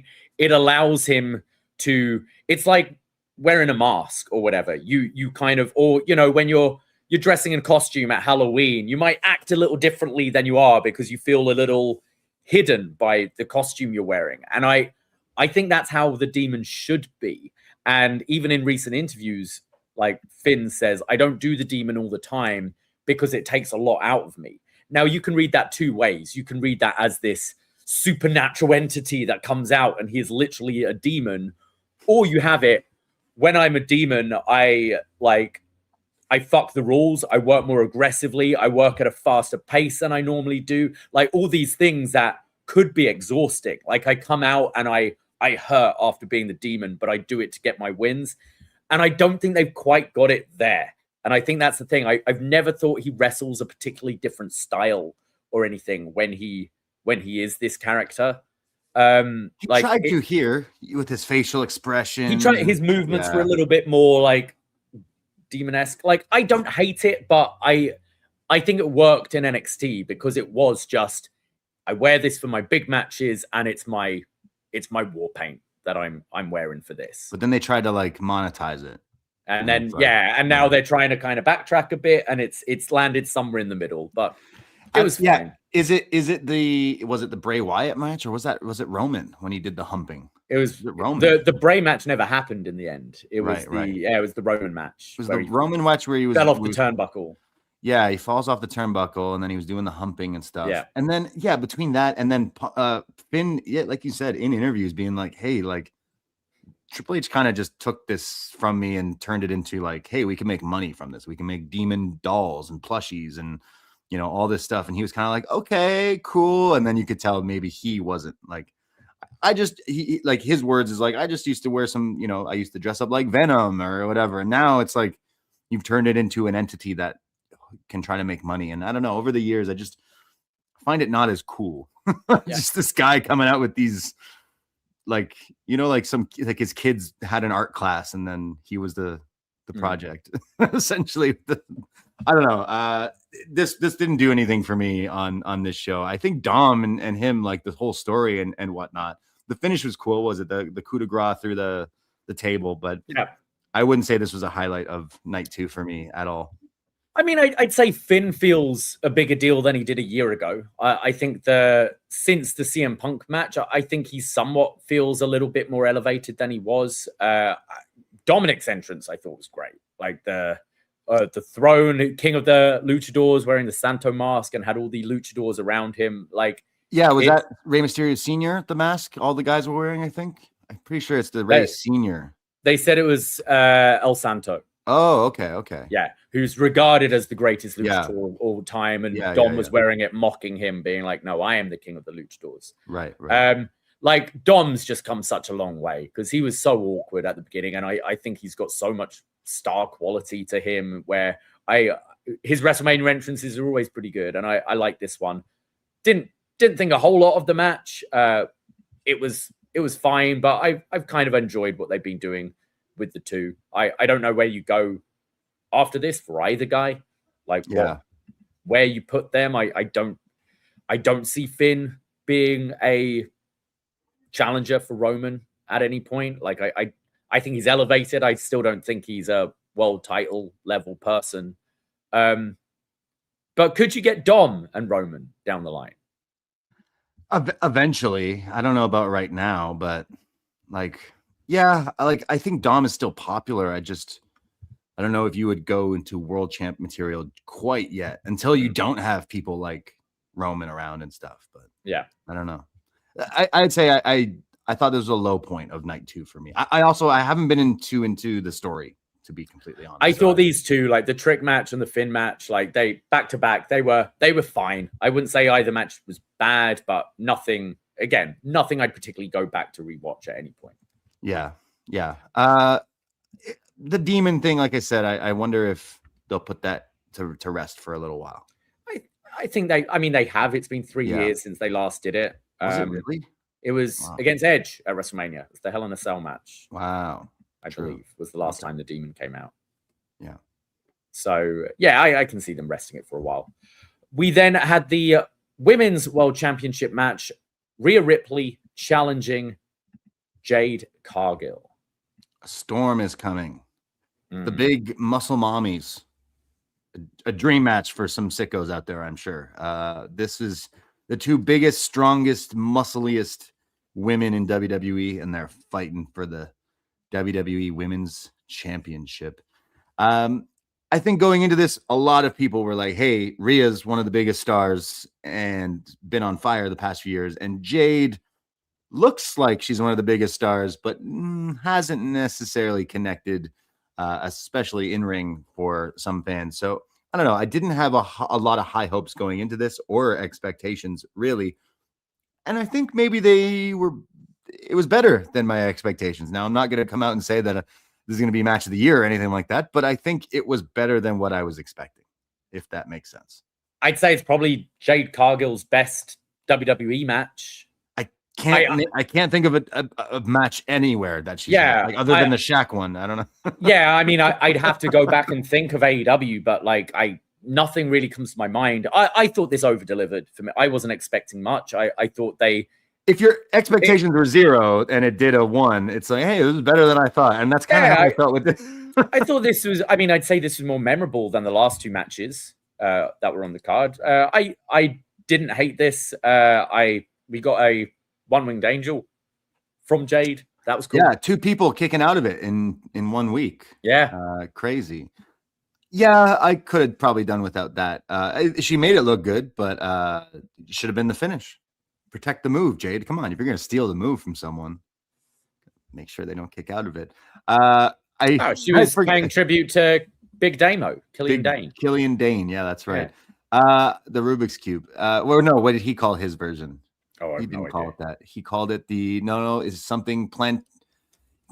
Remember, he called it something like killing people, or I forget what he called it. But he had a different name for it. But I'll find out for you. Yeah, I remember he had a weird name for it. We'd always be like, "Oh, that's what One-Winged Angel. That's a fucking sick ass name for a move." And then he's like, "Yeah, what's the move Danielson does? It's cattle mutilation." I want to say it was something similar to that. Ulster Plantation. Yeah, I knew it was on the right track. Yeah, whatever the fuck that is. You know what? I forgot that Michin and who's the other B-Fab. one? B-Fab was a thing because they came running out. I was like, oh yeah, you guys, right? Yeah. And then I guess the story of if you were butthurt that Io wasn't booked on WrestleMania, she was, because she was planned to help her friend win, and that was the big culmination here. I was saying Io was going to walk out as champion. You were walking around the bar saying Io's going to win the belt somehow. I was like, she's not in this match. Sometimes you just have to throw things out there, so when they do happen, you seem really smart. Yeah, That's how I make a living. I was saying Rhea's going to just run through Jade Cargill and then be like, it's Wrestle Bloody Mania.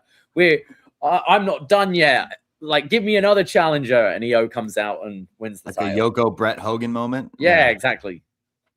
This okay, again, I said this was better than I thought it was. It still wasn't something I think I'm ever going to go back and rewatch, but I think the moment of Io helping Rhea like got a big reaction and a big pop. Yeah. Clearly a direction we will go back to down the line, but it almost felt like Rhea was going to turn on her at the end here. It's like, well, she won't because she just helped you win, but yeah. I don't know about Jade still. Like, Jade, again, looks the part of a WWE superstar, but I think she'd be way better off like Hollywood or TV shows or whatever. The wrestling part doesn't necessarily connect. Again, there's worse wrestlers in WWE, but still not a highlight of night 2, but I will not lie and say I was shocked that there was some wrestling in this match. Yeah, it was all right. I didn't mind it. We then went to your favorite part of the night when John Cena comes out again to announce the attendance for WrestleMania.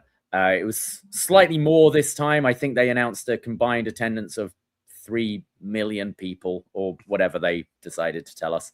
And then we get Danhausen coming out with midgets. Now, normally I'd say, Davie, you can't say that word, but Michael Cole said it. Michael Cole said, they've told me they want to be referred to as midgets. So before you shout at me. So a bunch of midget Hausens run out. So wait a second. John Cena just told us that the overall attendance record, but these guys, do they count as half or one if you put them together? I think these guys are from the Midget Wrestling League because Vegas is known for having like an indie fed of midgets that wrestle. And I think the Friday or the Thursday night, they had a really big show. So I wonder if some of these guys are actual workers. I think so. I think because most part when WWE does the like little people get thing, most of the time they are like little people with wrestling experience. So yeah, this was funny. This got a pop out of me. Seeing all these this was classic stupid WWE shit, but it got a pop out of me. The best part of this was Danhausen and John Cena, and he goes to Cena, "You can't see me," and then the pyro, like the Batman escape smoke bomb, goes off. But yeah, it's like that awkward, like, oh shit, whoops, and then like he goes under the ring. Like that was pretty funny. Like, Danhausen doesn't need to wrestle in WWE. He just needs to do this shit. But somewhere Joe Hendry and the Chameleon Man were just crying watching this. Like, that should have been me instead of Danhausen. Yeah, I think Danhausen's been fine so far. I think they've used him correctly, and this was the right spot. Beating up Miz, Kit Wilson was given the 5-knuckle shuffle by John Cena, who will not do any wrestling moves. How long before we see eventually him do an AA or something again? Dude, I thought he was about to wrestle a match right here with The Miz and Kit Wilson. You saw them bring in a ref at one point. I was like, oh, God. Anyone who bought tickets to that retirement match are going to get pissed. I don't see him wrestling ever again, but I still see John Cena appearing on WWE TV whenever they ask him to. So, yeah. And then we have the main event, CM Punk versus Roman Reigns for the World Heavyweight Championship. Big entrance for Roman with an opera singer singing him out. Thought this was pretty cool. But then, my opinion, entrance of the weekend was CM Punk's, which I loved with the AFI Miseria Cantare. Oh, is that what that was? I thought it was the Terminator theme remix or something, right? Never mind. I thought this was the best entrance of the show as well, of the weekend. Absolutely. Like, this should have been last year. with the whole Roman Punk thing. Like again, I've said that on this build. Like everything they did this year should have been the story last year. And it's a little backwards, but hey, we're here and we made it. I love hearing that song. I think it's a great entrance. AFI, that song is, I think wrestling fans know it simply because of the Ring of Honor, and then he used it in AEW once, but having him use it once is cool. I just think a lot of WWE fans, it completely goes over their head of like, I don't understand what this is or why he's using this, but cool. And that's fine. Yeah. Him with all the footage and everything through the years was pretty cool. So I thought this was the best WrestleMania entrance, even better than Cody's. I thought like it had the videos while it showed him like coming out through Gorilla and into the ramp, and then his outfit was like a tribute to I think his friend who recently passed away. I think a couple of friends who had, yeah. And then there's Larry tribute on there as well. Yeah. So it was good. It was special. You could see that he finally main evented a WrestleMania here. Not talking about the Saturday night stuff. He finally main evented. It is funny because it's like, what's the qualification going to be next year? Because it was this year. It's like the first time CM Punk is main eventing a singles match at WrestleMania on a night 2. Like next year will be the first time he's ever challenging for the title in the main event of night 2 of it's like all these qualifications. But no, I absolutely loved this entrance. I loved going back, all the old footage they were showing. Even had some ROH stuff there, which I guess they did a deal with Tony Khan to get some of this stuff to be on there, I'd imagine, which is interesting. They were just signed up to Honor Club. Yeah. To get the footage, but I love the whole time while this is playing and it's cutting to the footage, but he's just staring down the camera the whole time. And just the moment on the stage, like when he comes out to the crowd before Living Color hits and he's just stood there and the chants of building and everything. This is what a WrestleMania like main event entrance should be. I thought it was excellent.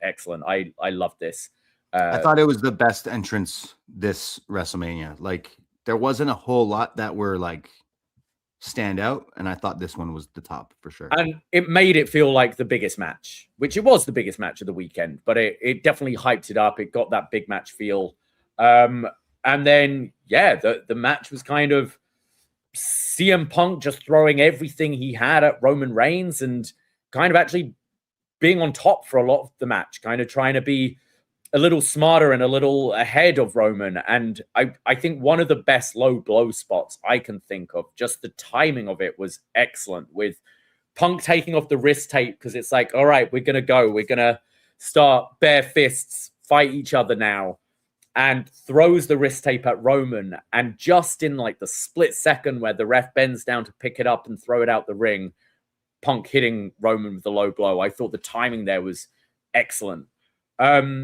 And I really liked the story they told with, Punk's getting the better of Roman, does the elbow drop through the table, hits the 1 GTS, and then, which we've seen as like his super finisher. It's like when Cody does the 3 crossroads or whatever, Roman bouncing off the ropes and falling on top of Punk's shoulders. The Shield. It's the Moxley thing, and then he did it on Seth, and then now he's doing it on Roman. So he's done it on all 3 Shield members. But this time, old man Punk's body finally just giving up underneath him. He can't pick up Roman for that final GTS.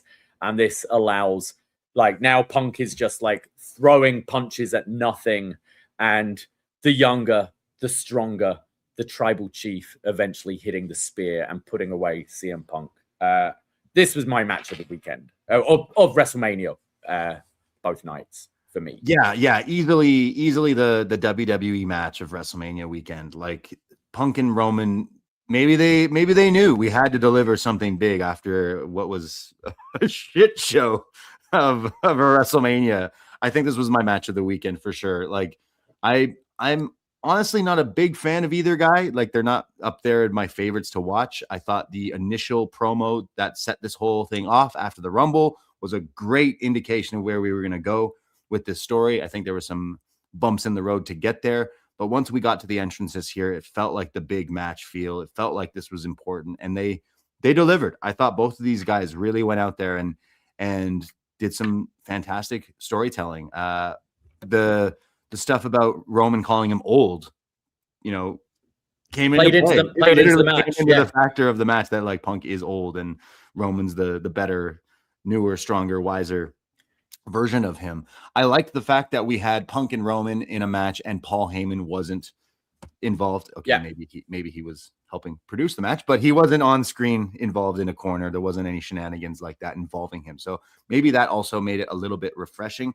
This felt like a classic WrestleMania main event. I felt majority of WrestleMania night 1 and 2 felt plastic. It felt very fake. It felt very advertising, this and that. But when these two entrants finally kicked in, it felt like a proper WrestleMania, if that makes sense. So I really got into this. You know, Roman, I think this is one of his better WrestleMania main event. I think the only one still above it is probably the Mania 40 Cody match. But I'd say this is a solid second one up there, involving like Roman and Mania moments. Because I know, again, a lot of the newer fans who love Roman and everything, they weren't there for the Suffer and Succotash and those god-awful WrestleMania main events where finally it seems like this was one of the like good ones that really finally clicked here. So yeah, really saved the weekend. I think we were watching this getting super involved into the match. We mentioned we watched it with our giant watch party at the bar, and like this was finally the one match of the weekend where people were actually invested and actually like seated and interested in what could possibly happen. So I thought that they really delivered on that. I thought this was excellent. Like not, and I'm not just saying that like out of a bad bunch of a bad WrestleMania. I thought this was genuinely an excellent match. I think CM Punk, say what you will about him, he understands wrestling and he understands how to tell a good story. And I think over the last couple of years, there's been a lot of conversation about what is storytelling, and people interpret storytelling as we have to talk and tell and spell out what the story is. But if you look at this whole championship run of CM Punk,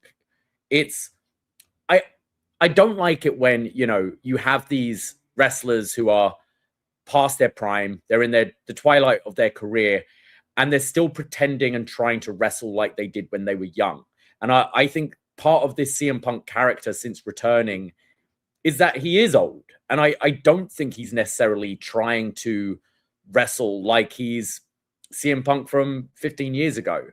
And I think the story of him being like a fighting champion, right from him winning this belt at SummerSlam, and this is where he's getting at Roman. It's like, I'm a fighting champion. I'm here every week.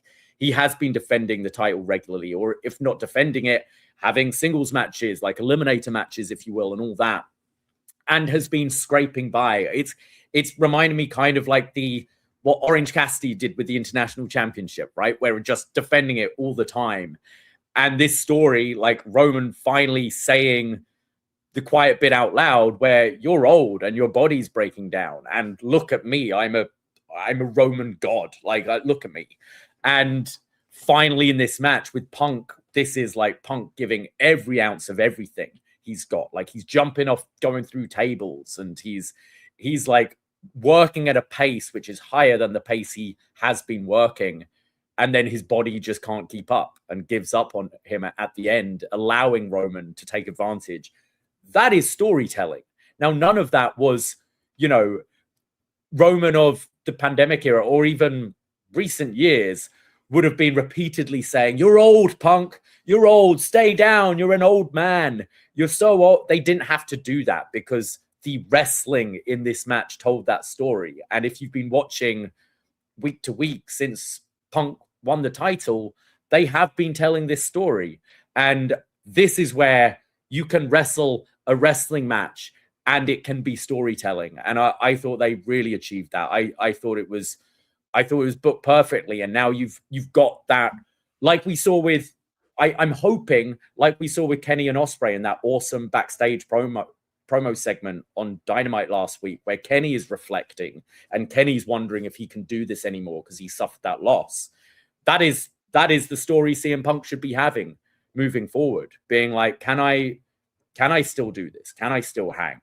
And can I keep up with these young guys? So I thought I really enjoyed it. I thought it was definitely one of Roman's best matches. Like, Roman's best matches for me, I'd say Cody. I'd say It's still that Cody one, yeah. AJ and that 31 match against Brock. Like, I'd put this up there and right towards the top. I very much enjoyed this. I think this is the match of the show, match of the weekend, easily. Without this match, this WrestleMania stunk. I mean, it still did. I still thought I hated it, but this one match out of how many matches on each show? Like 5, 6? Like one match actually delivered for me, and it was this one. So I thought Roman definitely stepped it up. I thought Punk showing people I can still do this, and they definitely did cinema storytelling. Now, I'm not saying this was my match of the year or anything like that, but as far as WWE stuff goes, I was really expecting a stinker, especially after watching night 1 and most of night 2 too. I thought they delivered. I thought they actually put on a great match. And the story going forward, look, we have Gunther, who could easily be a big challenger for Roman Reigns. We have Oba Femi, who could easily be someone to take the title in his young career thus far. So like, there's a few hopefully new and refreshing things that we can go forward with this. And the Punk story, the old man Punk story of like trying to, chase his glory and why what else is there left for me to do, et cetera, et cetera. So I thought the match was as good, like way better than I thought it was going to be, but as good as you could with these two in 2026 for sure. So definitely looking forward to see where we go with the world title picture. Roman in some interviews since yesterday is like, hey, I'm going to be here full time. I'm not going away as champion. So we'll see if that sticks. We'll see if that actually plays out. But yeah, did this match save WrestleMania? I enjoyed night 2. I thought night 2 was bookended really well. The Brock Oba and ladder match, and then ending with this, that was enough for me to be satisfied. I don't think anything in the middle of this sandwich was bad, but I didn't think it was like necessarily great or memorable either. You could have made, like, given time to some of the other matches, like if the Liv Stephanie match got more time, and if the Gunther Seth match maybe got a bit more time, like this could be a bit of a better WrestleMania. I was happy and satisfied after night 2, but night 1 was the worst WrestleMania they've put on in, and I'm including the stinky end of Vince years, because as bad as some of the TV was in those latter Vince years, WrestleMania was still pretty good for a lot of them. And I don't think night 1 was like, I'd put it right at the bottom of the pile of like, all WrestleManias. Even with this good main event, I still came out of WrestleMania feeling like this is like fake, plastic, no soul. Like it feels like a giant commercial, and we tricked you into watching it for a few minutes of wrestling. I still feel, as good as that main event was, I still feel like that coming out of it. I feel the ick of like, like, when people judge you when you say, when you're with some family, your friends, you go, oh, yeah, I watched the wrestling. Well, it was WrestleMania. And they go, wrestling? What? Oh, you watched that? That's how I feel coming out of this WrestleMania. It's done the opposite of what I feel like WWE has done in the last 2 years of like reversing that. In the last 2 years, when you tell someone I like wrestling, they're like, oh, that's cool. Whoa, I see this. Yeah. Whoa. After this show, I'm like, maybe not going to tell people I like wrestling for a little bit. That's how I felt coming out of this. Like, sure, Punk and Roman were great, but I still could have done without the rest of the whole two nights. Like, I still felt like, wow, that was the big mecca, the Super Bowl of wrestling. It felt fake and produced, and like, I don't know. I still coming out of this not necessarily feeling like, wow, wrestling is saved. And I think for some people that match with Roman and Punk probably would maybe change your mind of like, okay, they really had me in night 1 and I hated it, but maybe I still like this stuff. And all the power to you. I just, coming out of this, I'm like, everything was commercials and I don't know. I'm feeling not the way I should be. I don't know. Do you think they'll learn from this at all? I mean, clearly, no. You watch the TV, the fact that they're bringing up the lower ticket sales, all of that, acknowledging, John Cena coming out, it's being a polarizing road to WrestleMania and all that, which is a way of saying it's shit. Like it's been bad. Like they clearly acknowledge that. I'm sure they've heard the criticisms of the like match lengths and things like that. It's difficult because next year's in Saudi, so it's its own thing anyway. But I don't know. But that adds to what I'm saying of like the corporate bullshit of like this isn't what I used to like watching anymore, and it almost feels like it's a drag, like it's a chore to like, oh look, okay, we're going to the next commercial break and we're going to the next match. Okay, sorry, we're going to interrupt these next 4 entrances to play you more ads, and then a guy comes out and his entrance is an ad, and then it's like, fuck's sake, and then the match starts and it's Pat McAfee and it's Jelly Roll. I'm like, oh my god, like I still feel the way I felt with the WrestleMania build of like, like stinky. I don't know about it. Like I what happened to the game we loved so much? It's still how I feel coming out of this WrestleMania. I don't know if I'm on my own island. I just am like, is it my own expectations going into it, which were very, very low going into this show. So in a way, maybe exceeded expectations, especially Roman Punk, but I'm still like, I feel it was below my expectations. Like I haven't enjoyed the creative like going into this, but I have been saying I think on paper a lot of this should be pretty good, and it wasn't. Yeah, like it's totally fair to be like, oh hey, I like WWE, I like wrestling, whatever you want to call it, whatever, but this wasn't a great show. I feel like though them saying, hey, look at this year's attendance, like wasn't the attendance drastically different from last year's, like by like a few thousand? Like 10K down, I think, something like that. Wow, okay. And like to me, that doesn't necessarily mean it's a bad show or not. You could have 40,000 people in there and put on a crazy show. That means people would want to start going to these shows and stuff. But I feel like, okay, we're not going to Saudi next year, even if this was a good show. But like, you know what I mean? Like, I just feel the everything you think is cool or love at one point is monetized into something that we don't think is cool anymore. And that's just how I feel coming out of WrestleMania. I'm like, this is all like corporate plastic, soulless. Like, I don't know. I feel like I could have not watched it and still feel the way I like, it's just not for me anymore. But no. Anything else over the weekend that you checked out? Yeah. Well, before that, what was, like you said, you were still, as much as you loved night 2 main event, what was your real high positives, and what was something that you thought like they really like fucked you up on as a fan? I mean, I'm not going to talk about match lengths and advertising. I'm bored to death talking about it. But yeah, that was shit. I loved the main event and I loved Cody's entrance. Was there a match that you thought, like, other than maybe Seth and Gunther, was that something you were like, that was something you were looking forward to that maybe didn't hit?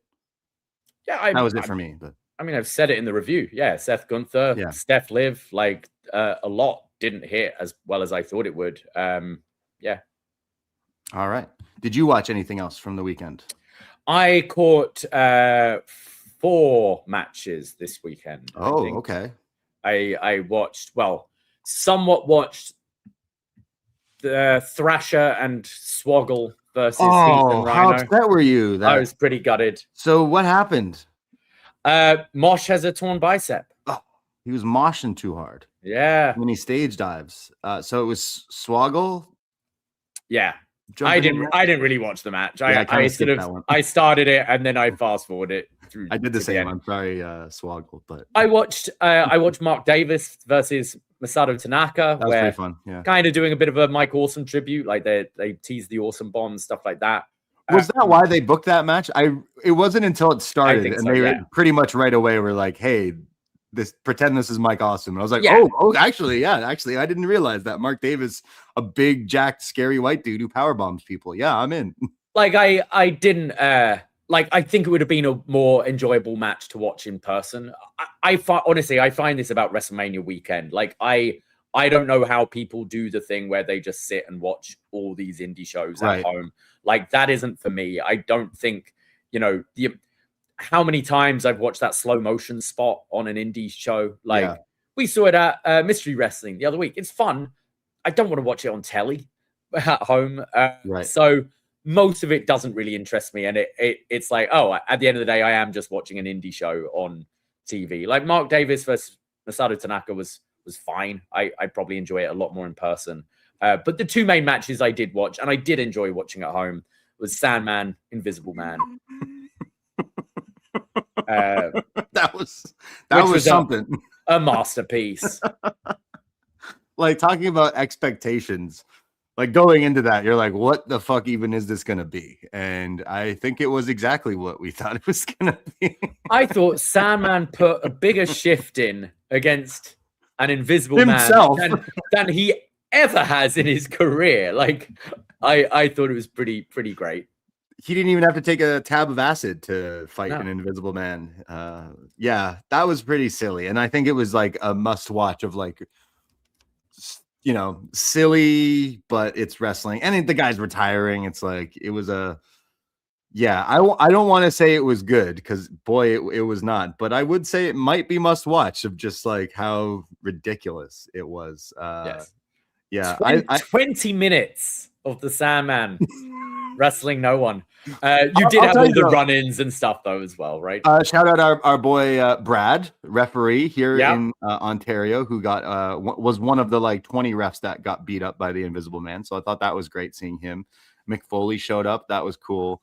Like, this was dumb and stupid, but I got more enjoyment out of this than anything on night one of WrestleMania, if that makes sense. Yes. Which, like, I know this is dumb. I'm not going to sit here and be like, whoa, this was a fight. Like, no, this is a guy wrestling himself, and lots of run-ins, and his friend.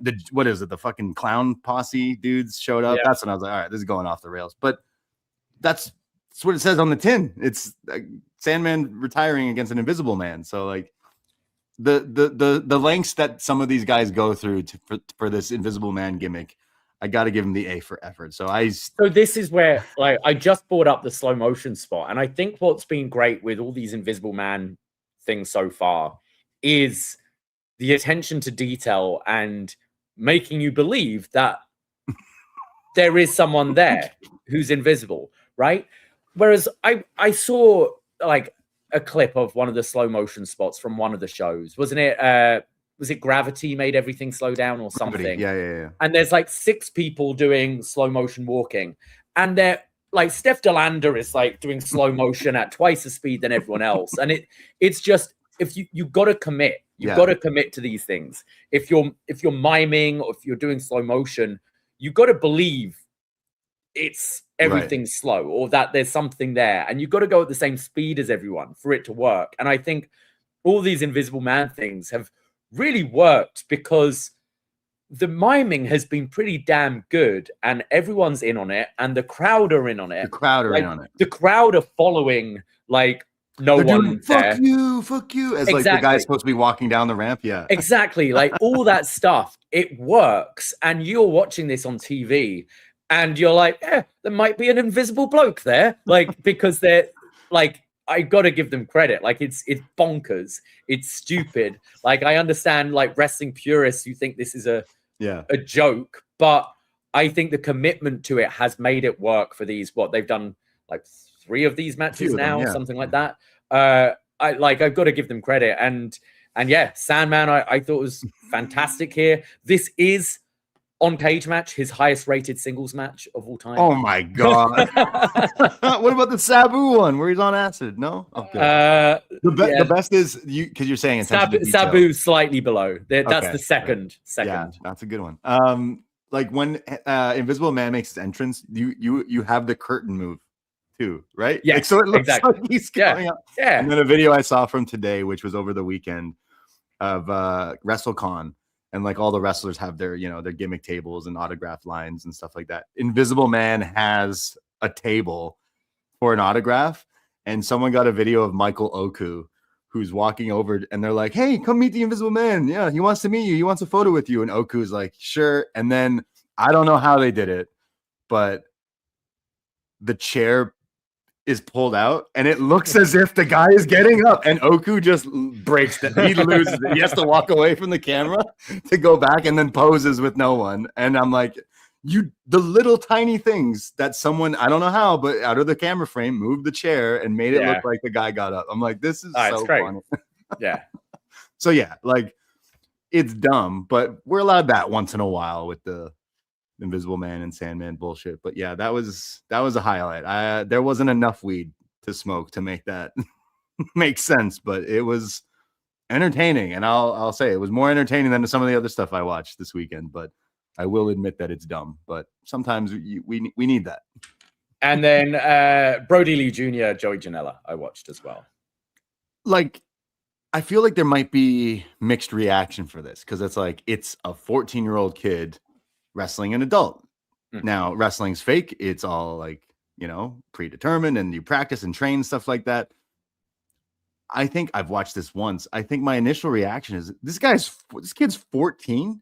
They didn't do anything like super dangerous. I know leading up to this, I think Joey like pile drive him or something, but they didn't do like these insane, crazy bumps or spots because this is a kid and something could go wrong. Right. So not at any point, I didn't think like, oh, they shouldn't do that or they're going too far. Cause I think they specifically planned this out. This was a well thought out thing. Cause maybe there would be, criticism of like, hey, this is a kid and you can't like go in there and beat a kid up. But I was so impressed with Brody Jr. Like 14 years old, he was doing technical wrestling, arm drags, like some great wrestling. And then on top of that, his selling, the thing that got me, that like put it over the top, that I was like, I do like this, was the paper spot. The Brody paper spot. Like, oh man, got emotional for sure watching that. So and his gear. So he's trained by Nightmare Family, Cody, obviously, and the Dungeon. Natty and Tyson have been training him for this match. So he got this custom gear that was like Nightmare Family, Wyatt Family, Heart Dungeon colors in the gear. And I was like, wow, how does this 14-year-old have the best gear of WrestleMania weekend at an indie show? Insane. Honestly, this was I don't know if it's weird to say this was my match of the weekend simply because it was a little kid wrestling an adult, but it was so good. Yeah, look, if we came out of this and Brody Jr. did a blade job and got hit in the head with a steel chair or stuff like that, it would be different. But the way I see it is, kids are in films, kids are in theater, sure, kids are in dance, they work with adults, like they do stunts. You watch like Marvel and you've got that Wolverine girl who's a kid like fighting people. It's rehearsed, it's safeguarded. You clearly got the parents' permission because Amanda Huber is right there. I'm like you. I think apart from probably a pile driver, which was done very safely, there was nothing that I was concerned. Like Brody didn't really take many bumps, was it? As you said, it was a lot of technical wrestling. It was a lot of nice little wrist locks and pinning combinations and him creating the movement rather than Joey slamming him around and punching him in the face and stuff. So I thought they worked the match really well. We know Brody's been training for a long time, pretty much since -1. Brody Lee passed away. He's been getting in the ring and doing this stuff. And clearly his mum is okay with it. And everyone's taking the best care of him because they loved his dad and respect his dad and all that. So, I heard a bit of criticism before I watched the match. And I was like, okay, I kind of had the feelings I just said, but I was like, well, maybe I'll watch it because maybe I'll watch it and feel like, oh, I don't know if a kid should be doing that. I didn't have an issue with anything. And I thought Brody looked great. And, and Joey. Yeah. Oh, Joe. Oh, you've got to give Joey all the credit in the world for this match. I say, like, we see Joey Janela on the indies. He comes up here, Demand Lucha all the time, and like, he's got to be given some flowers for this. Like, absolutely. I don't know. Like, I felt like emotional watching this for this. I couldn't even imagine being the kid or being the wife there of like the mom there of like, man, like this is crazy. And watching it, I thought they did justice. Again, I came out of that being like, wow, that was actually really impressed. And you know me, I hate kids. And I was like, yo, this kid's already a better wrestler than like half the people who were on WrestleMania. So honestly, that was worth checking out. They went like 30 minutes. Yeah. It was really long, but it was really well thought out, I thought. So But it honestly, hands to them. That was great. I assume he wants to keep this up. So like the sky's the limit. I mean, Brody Lee Jr., Nick Wayne feud down the line, Very similar like writes vibe, itself, doesn't it? Yeah. I mean, Joey fought him many years ago when he was really young. So Joey ahead of the curve with this stuff. But yeah, I thought this was really entertaining. It was interesting because, like, I didn't have criticism going in, but I'm like, this is a 14-year-old kid. Like when I was 14, I was watching wrestling. There's no way I'm going to be doing some of this stuff. But with all the there was emotion in it with the paper spot. I don't care. That was like, that did it for me. I'm like, that was it. That was so good. So I definitely thought Joey killed it with this match. And I don't know where he goes. Where are they doing next year? There's no more blood sport. Right? They said that was kind of taking a hiatus for a while. Well, is that going to be WWE-ified? Right. Do you think? Well, I guess they couldn't do blood sport in Saudi. That would be frowned upon. But I don't know what's going to happen with WrestleMania week next year, right? Like, will there be an AEW pay-per-view week that takes the slot instead? Will Tony announce some sort of New Orleans thing, or I don't know, but GCW, like I did check out. Shout out to John Pollock's Triller account. I did check out some of the stuff from this weekend, but as much as like I loved Invisible Man and then I loved Joey and Brody Jr., there's other stuff that I'm like, ooh, I don't, and like, no disrespect, but on that same show, Allie and Effie went like, what fucking looked like an hour long. Like, what are we doing? What are we doing? Two of my least favorites on the indie in a match against each other. Just sounds horrible. Yeah. It really, like, I'm just trying to be nice and respectful. It does not sound, that sounds bad. And I don't wish that upon my worst enemies. Yeah. But there's other stuff. Did you watch it? Was that it for indie stuff? That was everything I've caught. If anything, I've not heard anyone like shouting loudly about anything else, but if I do, I'll check it out. I've got the next couple of days. So just before recording today, I put on this CMLL show. I think this was from the Thursday night, and I watched. The storyline for CM Punk and Roman Reigns was, "Hey Punk, you're old." Well, I don't know if that was the same storyline for Ultimo Guerrero versus Blue Panther, because hey, you're both old, and it was basically a wrestling match in a senior's home, is what this was. Okay. But they went out there and put on a bit of a banger. So I kind of recommend that one out of what I watched. A few people recommended me that one. So I was like, all right, I'll just put it on. And then I was getting into it. I'm like, these guys are like 65 years old or something like that. And again, putting on a better match than most of the other stuff I watched from this weekend. So I would shout out that. I haven't checked out anything else other than what I mentioned, but always open to recommendations and stuff. Like, I feel you, because when you go to these things, like indie wrestling especially, is so good when you're there, right? The environment stuff.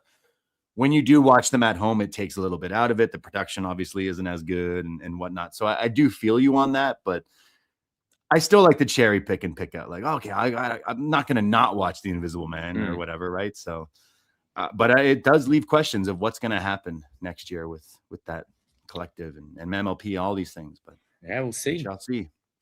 We shall see. So there you go. Let us know. Anything else this weekend that you checked out?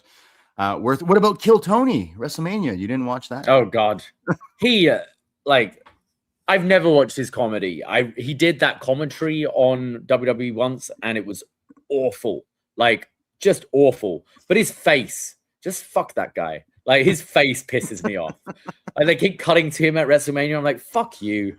Like, but no, and it's not even a roast, is it? This year, like it's just WWE stars, I think, are on the panel judging the comedians coming up. Right. I feel like this is like an episode of the Kill Tony show, but it's like WrestleMania and like wrestlers are involved or something. But all I heard was that Kill Tony gets chokeslammed by The Undertaker, and that Kane makes fun of the guy who is trying to be vice president. And it's like, what?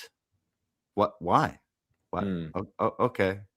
So yeah, I don't know if I'll be checking it out, but if I do, I'll be sure to give my full review and notes to you before Tuesday. But Yeah, WrestleMania weekend in the books. We got Raw tonight, which will anything happen? Any predictions? Say it now so it's out there. Ethan Ooh. Page, Ricky.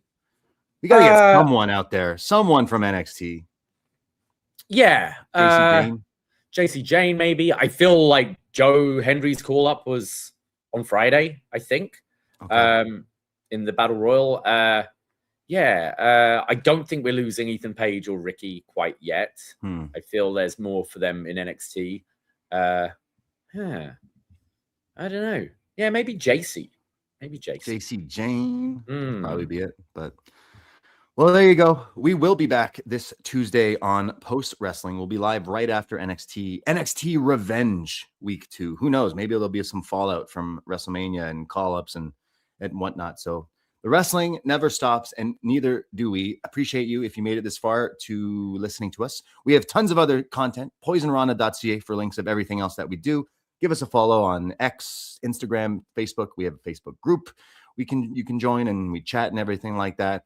And follow along all the shows. We will be back Tuesday night to talk about some NXT. But appreciate everyone out there, whether you enjoyed WrestleMania or not. Always appreciate the community that not only the wrestling brings, but the wrestling podcasts bring. So thanks to everyone out there in the world. And peace and love, y'all.